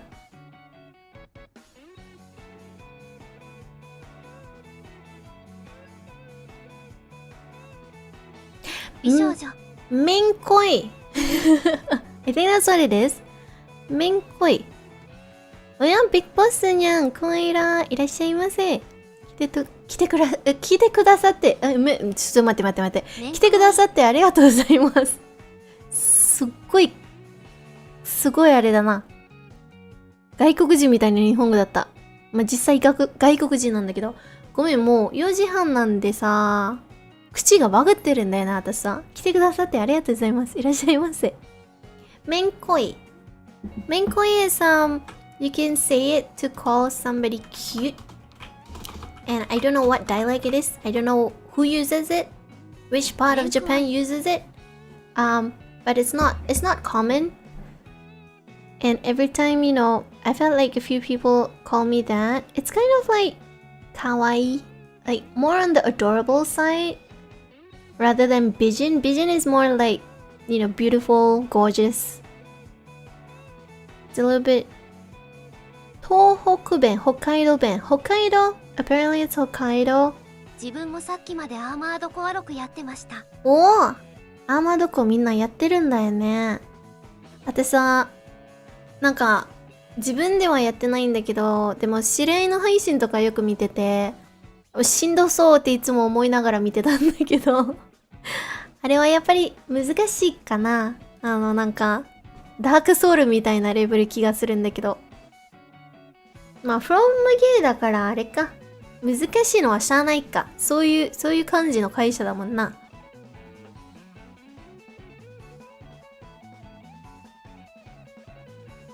めんこいってさ、今まあ日本語の話してるんだけど、海外のリスナーさんと。めんこいって日本のどこ使うな？北海道かな？そうですね。スマイリング、It's easy for me. スマイリング、アイズ、Armored Core? 23アム、ダム、そうですね。Yeah, it's like 5:30 in Japan and he was playing Armored Core. すごいなんか海外のリスナーさんはこの時間までゲームやってたのみたいなビッグボスニャンのコメントに反応してるんだよね。ゲーマーやんって言われてるまあ、みんなゲーマーだもん。You and I, we're all gamers too. This is a gamer community. ビッグボスニャンはまだ寝なくていいの？めんこいは北海道ですね。北海道か。はい。めんこい is from 北海道。So. イージア3。ダークソウルズ。イントローバート。I think Armored Core is easier than Dark Soul. I've never played Dark Soul either, but I've seen my friends play Armored Core. Especially when they use like builds that are really difficult to fight. It really feels like Dark Soul. トトニャン、あれ、you know, お野菜 apparently he's using a built-in AC that is really hard to fight. I think he spent like 5 hours trying to beat the chapter 1 boss just because that was how hard his build was. If you go to his channel, you can look at his archives. I think he has his AC archives. He spent like 5 hours just trying to beat that boss, and I was watching the entire time. Introvert community, yeah.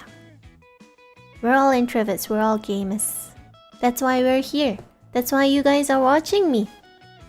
If you guys are extroverts and you don't play games, you wouldn't have any reason to be in, like, watching my stream.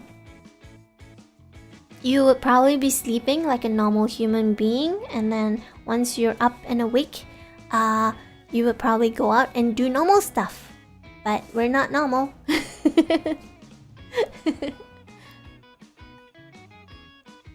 よいしょ。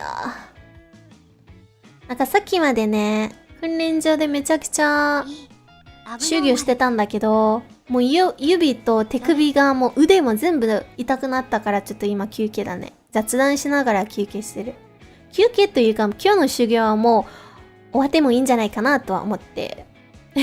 今、エイペックスの画面はただの、おまけだね。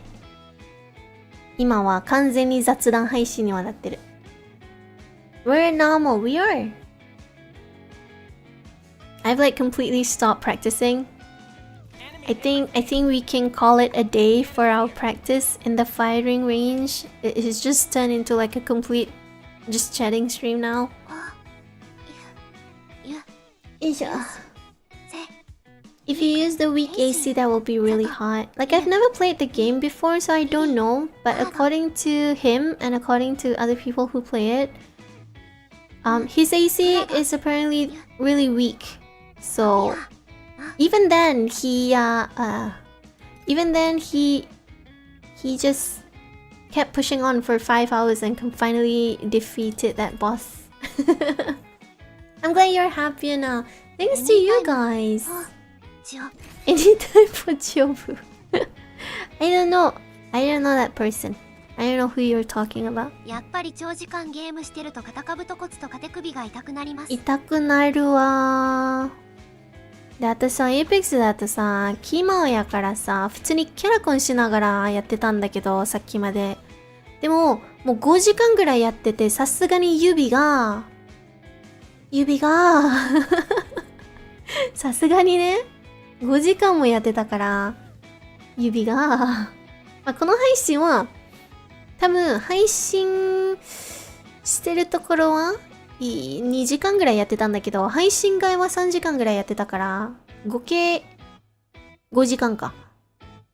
やってて、指と、まあ、特になんか左手の指が痛くて、マウス握ってる右手の手首も痛くて、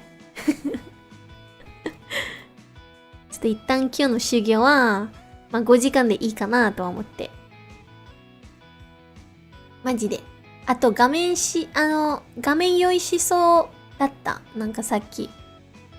私は腰打ちずっと練習してたからさ、敵の近くにずっといたから、もう画面の動きが激しくて、画面用意しそうだった。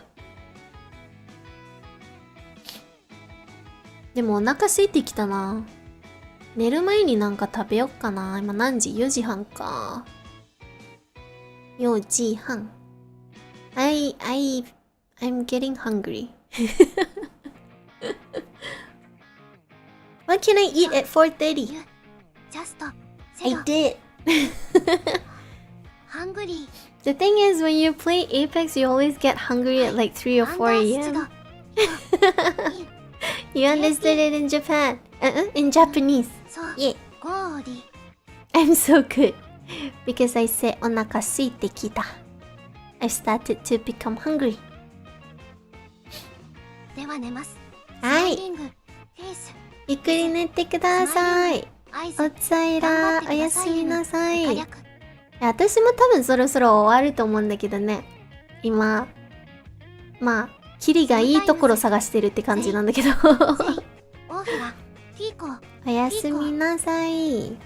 Sometimes they say お腹ペコペコ。Yeah. I say it too sometimes. When you're hungry, you say ペコペコ。When you're full, you say お腹パンパン。I like to say パンパン a lot. お腹パンパン。お腹ペコペコ。パンパン。Also, you can use pan to... It's like a sound effect for when you smack something. So I like to say like when somebody misbehaves, I like to say I want to smack their behinds or something. Ketsupan. I'm teaching Ponzu all the not good stuff. よくない日本語を教えてるわ、私の海外のリスナーさんに。よくない。ケツ。ケツ is another word for お尻。Is it not good? Well, I mean, it's not Japanese that people use. It's just saying that I want to smack your butt. That's it.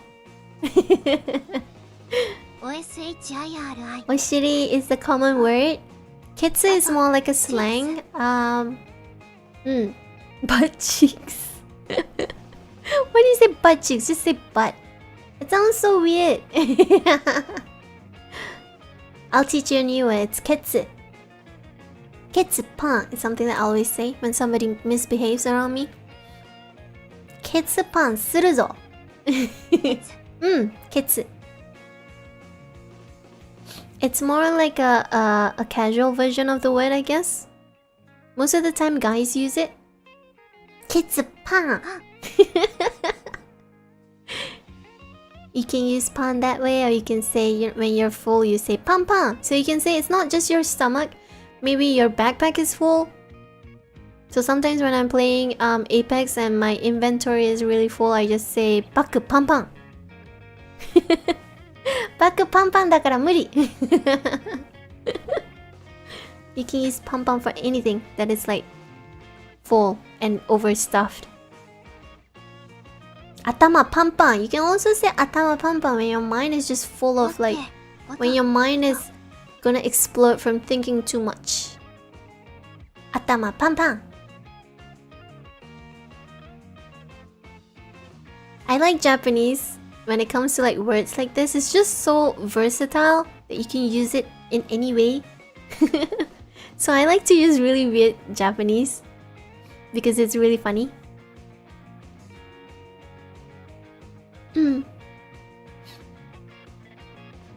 Aisha. I like those kind of words. Pam pam, peko peko, fura fura, funya funya, moya moya. There's so many.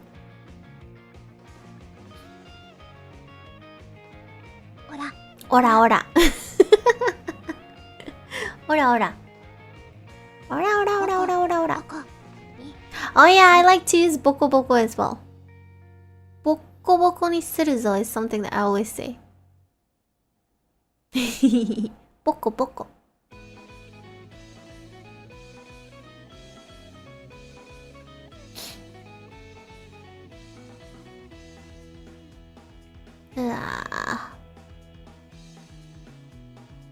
I'm starting to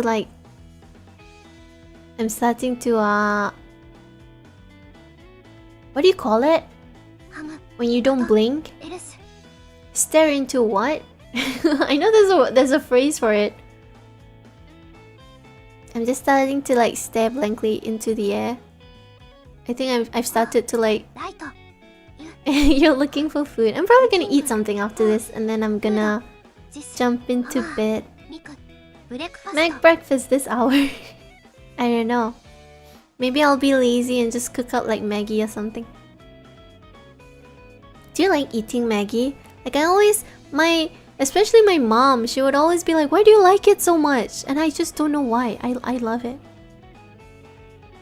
Sometimes I would be in a mood for like the curry flavor. Sometimes I'll be in a mood for the chicken flavor. Sometimes I like to make it really spicy, or then maybe I start putting like vegetables in it, or like eggs in it.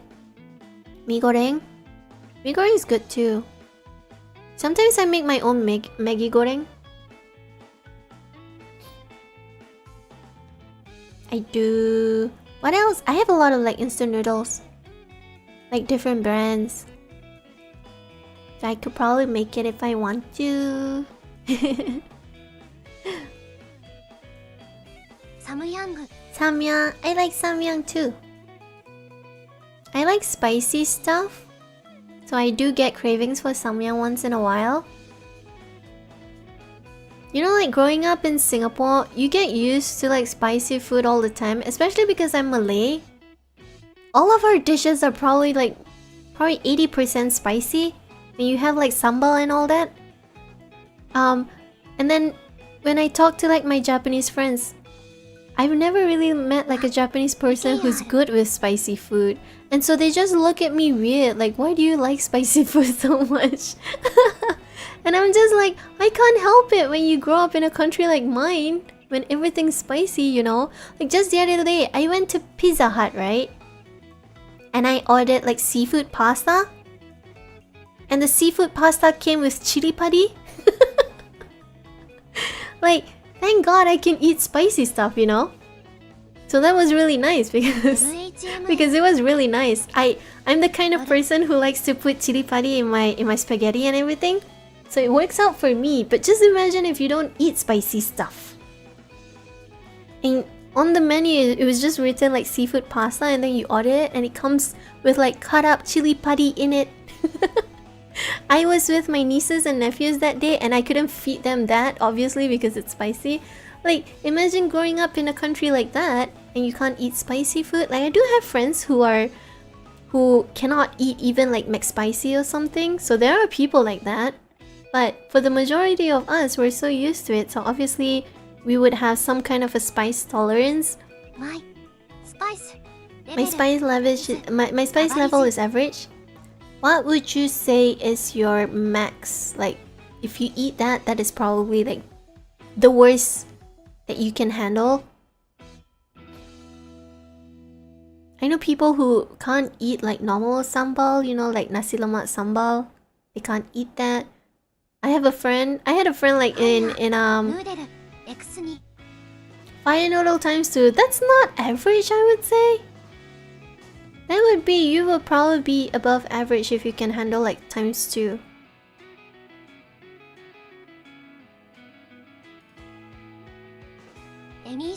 Anything more, I surrender. If you have a chance to go to like, I know there's Koizora in Singapore as well. I went there to eat it once, but I don't know, there's just something different about the taste in Singapore, so I wouldn't recommend the Singapore one. But if you have a chance to go to Japan, try to go eat at the Koizora. I go there and there's like from level 0 to level 15. Like level 15 I think is like the secret menu. So usually it's just 0 to 10. And usually I would order like level 6 or 7 if I want to eat comfortably without like sweating or like without having to like drink a lot of water. So you can try to test your spice level there. And it's funny because 6 or 7 is my usual go-to. And then I talk to my Japanese friends, they can't even handle like 2 or 3. So that's how low of a spice tolerance that like normal Japanese people have. Some of them even order it at like level 0, or they even make it sweet. Like they have like a sweet curry level, so which is like the complete opposite.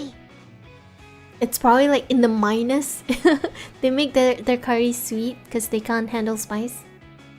I've seen a lot of videos of spicy ramen. Yeah, but the thing is, the average Japanese person cannot even handle like spice. Sometimes they would get like KFC or McDonald's and there'll be things like habanero in it. Wait, is it habanero? Which one's the one that's really mild? Oh no, not habanero. That's the really spicy one. Jalapeno or something?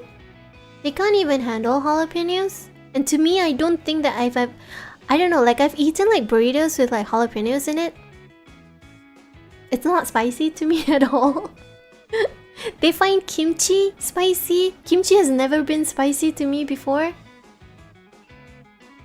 So like the average Japanese person really cannot handle spicy food. But they have like a lot of shops and a lot of restaurants that have like this really crazy like spicy ramen that looks like blood. They're like bright red. They look like a dish from hell. But the thing is, the average countryman can't eat it. So this video,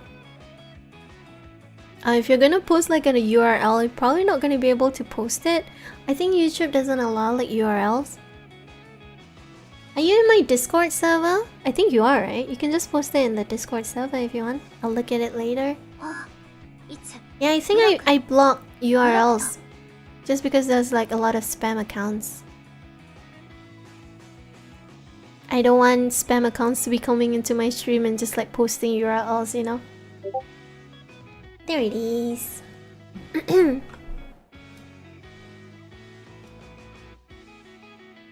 Spiciest ramen in Tokyo. Karashibi Kikambo. Oh. See, I would love to like try things like this. But as much as I love spicy food and I crave it most of the time, like I do have my limit. So, you know, even at Koko Ichiban, yeah, I can't eat like level 10 without, you know, it feeling like it's a challenge for me. Obviously, I'm gonna have difficulties here and there. But like, I would love to try it once. Try it once and then not come back ever again. I think the spice level that I'm comfortable with is probably like, you know, I grew up eating, you know, putting chili padi in all of my cooking and everything. I eat instant noodles with chili. I make spaghetti with chili. My curry has chili in it. Everything has chili in it, so I'm used to it.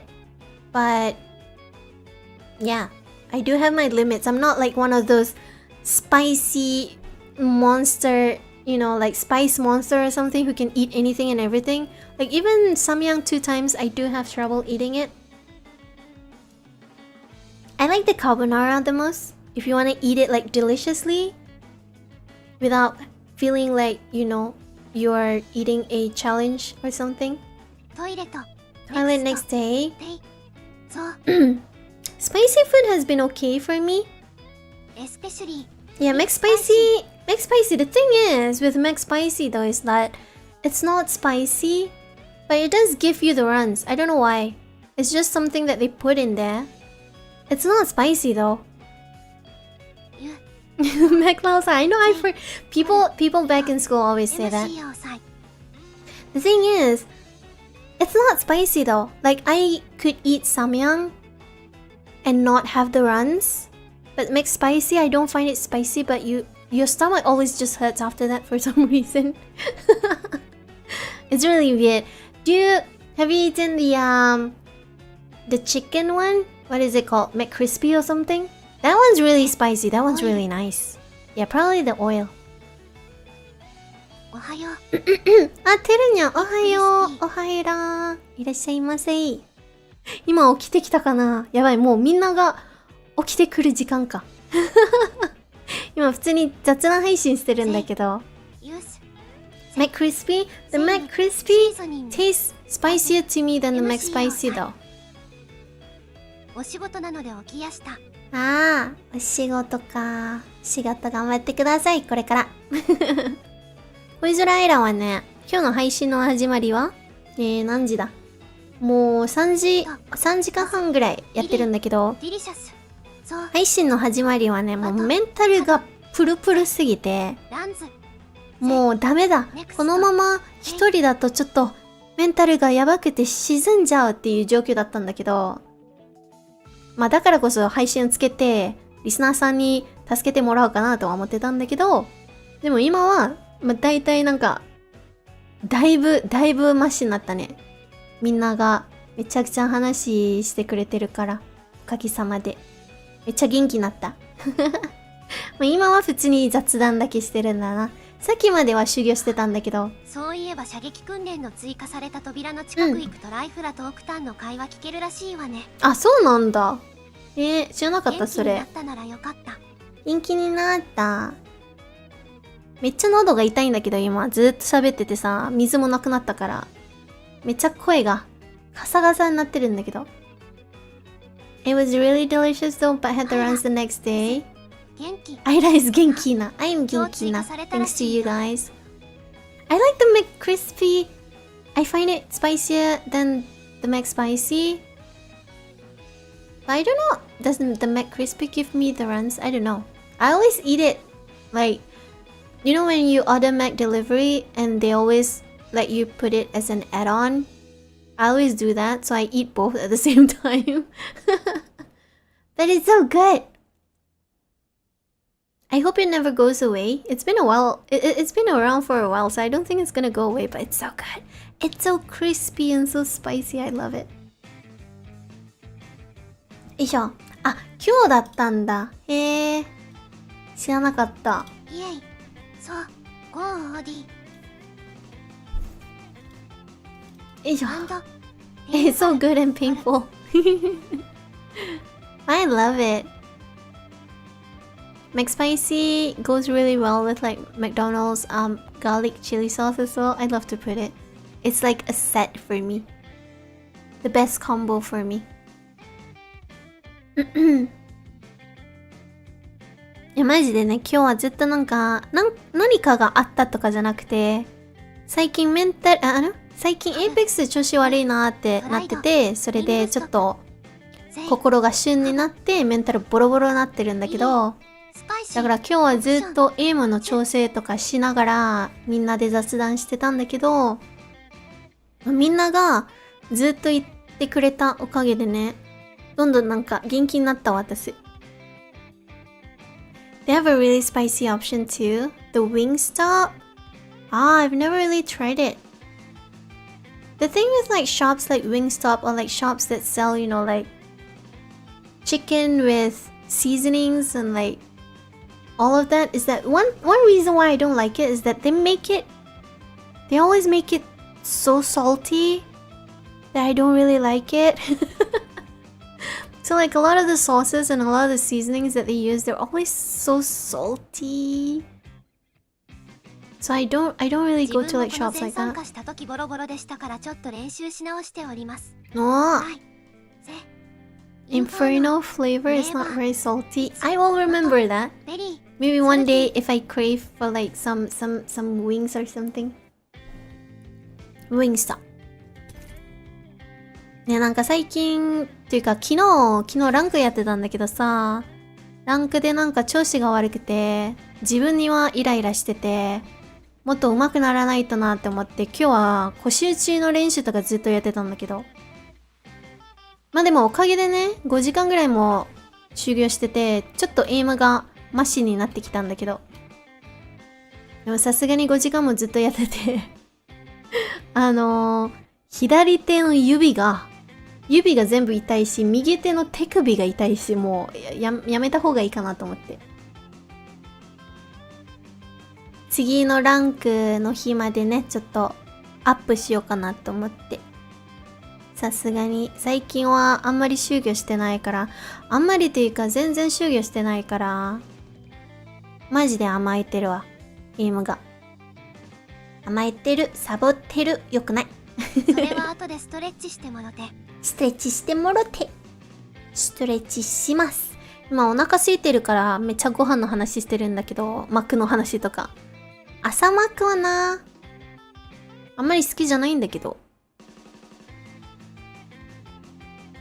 You know like the McDonald's, like their breakfast menu? I always don't like it. I don't know, it's just like the things that they sell for my breakfast menu, they're not really like things that I want to eat. Like I wish they would have my McSpicy even in the mornings, because just let me eat my chicken burger. Do they sell McCrispy in the morning? Probably not. あるね。なんなら今は限定メニューのバーガーがあって、まあフィレオフィッシュがあるじゃん。日本語の名前なんだったっけ？その魚のバーガー？フィレオフィッシュは今はなんかチーズブラックペッパーみたいな味もあるし、でもう一個のあれは、もう一個のバーガーがなんかこっちのご飯のバーガーバージョンがあるんだけど、まあでもそのご飯の料理は日本にはないから説明しづらいんだよね。まあでも例えばなんか、まあ、チャーハンとか、じゃあチャーハンのバーガーバージョンとか、名前はそのままか。そう、ナシラマバーガーだね。ナシラマークっていう料理があるんだけど、あれはバーガーバージョン。I don't really like the nasi lemak burger. I haven't tried it this time, but the last time I tried it when it came out, I didn't like it. I felt like it was really It wasn't I didn't really like it. I did try the cheese black pepper filet-o-fish That was ご nice. 飯バーガー昔常設だったけど、今は期間限定でたまに来るくらいですね。へえ。あ、ご飯バーガーね。ご飯バーガーも昔あったわ。シンガポールで。なんかパンがご飯になってるんでしょ？あれあったわ、1回。1回か2回。今の、そのご飯バーガーは、言ってたのは、まあパンはそのままパンで、ただ、中のソースとかは、そのなんかご飯の料理のソースみたいとかなってるんだよね。どっちも美味しそうですね。うん。The cheese black pepper filet-o-fish was good. I tried it. It was really nice. There was sometimes, like, probably 80% of the time when I order McDonald's, I would order like McSpicy. That is my go-to. But then sometimes I crave for something light. And on that day, it just so happens that there was the cheese black pepper one, so I ordered it. And it was good. I wish they gave more sauce. Yeah. そう。今はだいたいそういう感じかな。で、今の限定メニューのパイがココナッツパイだな。Have you tried the coconut pie? What's the name? Coconuts. I know they have nata de coco in it. The pie. I tried it. It was not too bad. I think like out of all the pies in all the fast food restaurants, the one that I love the most is taro pie from Burger King. Oh yeah, it was 1 for 1. I ordered it like on Sunday, I think. Yeah, it was 1 for 1 as well. ココナッツパイが今あるんだよね。それはまあシンガポールのマックは結構時間限定メニューのやつがよく出てくるんだよな。スパイシーベーコンポテトパイ。スパイシーベーコンポテトパイってなんや？デザートじゃないやん。スパイシーベーコンポテトパイ。え？ Apple's still a bust for me. I find like apple pie, it's nice, but it does get a little bit too sweet for me. Taro pie from Burger King is not sweet at all.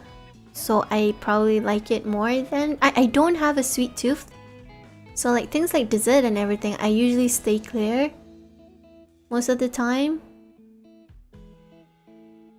Like, you know, like the sundaes that they sell, I steer clear of it.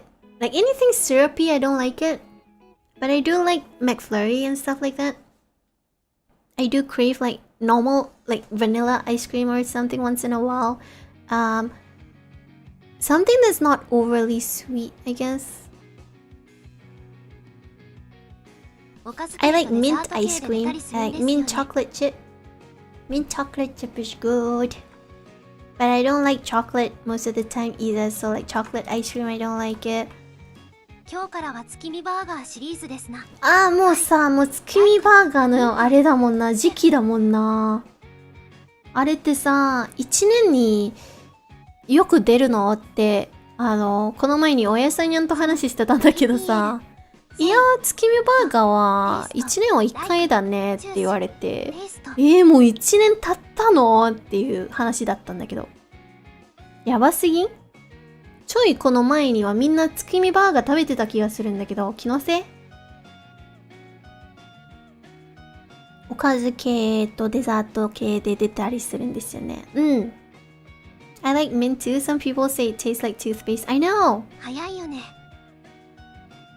And I've always thought that mint... I mean like, you have mint flavored like candies and everything. Do you still like menthol and everything? You know, it does taste like mint. Does that make you think of toothpaste? Like mint is so good. そう、マジで早い。だってマジでこの前になんかツイッターは月見バーガーの写真だらけになってた気がするんだけど、もう1年経ったの。やば。月見バーガーはね、食べたことないんだな。私は日本に行った時は月見バーガーの時期じゃなかったから。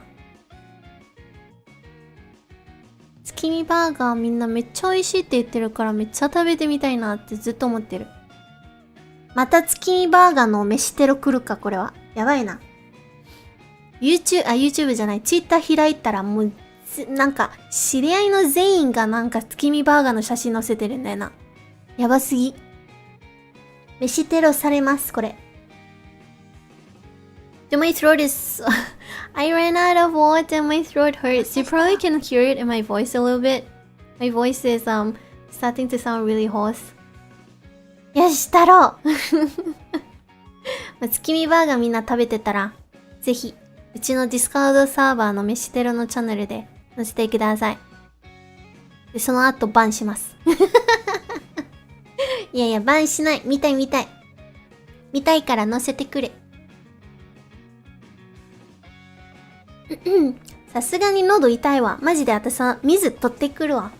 なんかね、定期的に水飲まないとね。私さ、マジでどこ、あれ。あ、はい。仕事行ってらっしゃい。お疲れ様。仕事頑張ってください。I've never played Apex with you before. I do like playing with viewers once in a while, especially when I'm streaming with Oyasai and it's just the two of us. We do open up the lobby to anyone who wants to join in, so if you want to play. I don't play with viewers offline or like off stream, so I'm sorry about that. But when I do streams, like, you know, when I do streams playing with viewers, you can come then. I was just saying that I'm gonna go grab some water. But I feel like, should I just end the stream? It's gonna be like 5 a.m. Okay. It's gonna be like 5 a.m. Yeah, if you see like a stream with me and Oyasai in the thumbnail, we're probably opening up the lobby to one other person to join us. So you can join us then. I'm gonna rest my throat. My throat is like really scratchy right now. I'll speak broken Japanese. Like we do open up like Discord if you want to join in as well, like voice chat wise. But you can just join and not speak. You don't have to speak. If you want to like listen to like Japanese in real time in your ears, you can join the voice chat while you play with us. My throat. マジで喉が痛くなってきたからちょっとそろそろ終わろうかなとは思って今日はね、3時間半、今 OBS 見て3時間半ぐらい。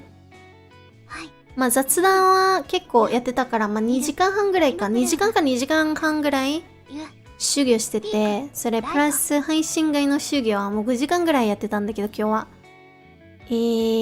また明日も修行します。配信つけるかつけないかわかんないんですけど、でもやります、修行。頑張ります。今日はみんなと話してたおかげでね、マジでメンタルがすっごいだいぶ回復したと思う。なんかやっぱりメンタルが弱ってる時はね、一人でいちゃダメだね。とにかく誰かと話した方がいいって自分も分かってるからこそ今日は配信つけちゃったんだけど、マジで皆さんのおかげで沈んでなかった、恋空アイラが今日は朝まで耐えました。いやマジでありがとうございました。マジ感謝してる。 You will improve if you speak right. That is true. So I want to say thank you again for keeping me company. Streaming when I'm feeling really down is really my last resort. Usually I would confide in like a close friend or something. But obviously, if you look at the time, it's like really late at night. Everyone is already asleep. But I really didn't want to be alone. So all I had was you guys. And I'm so happy that you guys came for me. Because now it is 5 a.m. I survived the night. I feel so much better now. I'm not overthinking. I'm even laughing. Anything for Pigeon. I don't know who that Pigeon is. But yeah, thank you so much. I will probably be okay after this. I feel so much better, so much lighter. I will keep up with my practice tomorrow as well. I don't know if I'll be streaming my practice or not, but I will be working hard even if I'm not streaming. If there is like a ranked stream or something, I'll see you then. I don't know what I'll be doing every single day. Like everything just happens spontaneously. Like sometimes Oyasai or like Latte will just be like, do you want to play now? And we'll just like switch on our stream at that moment. So I don't have a schedule or anything. I'm unranked. Karimi senpai.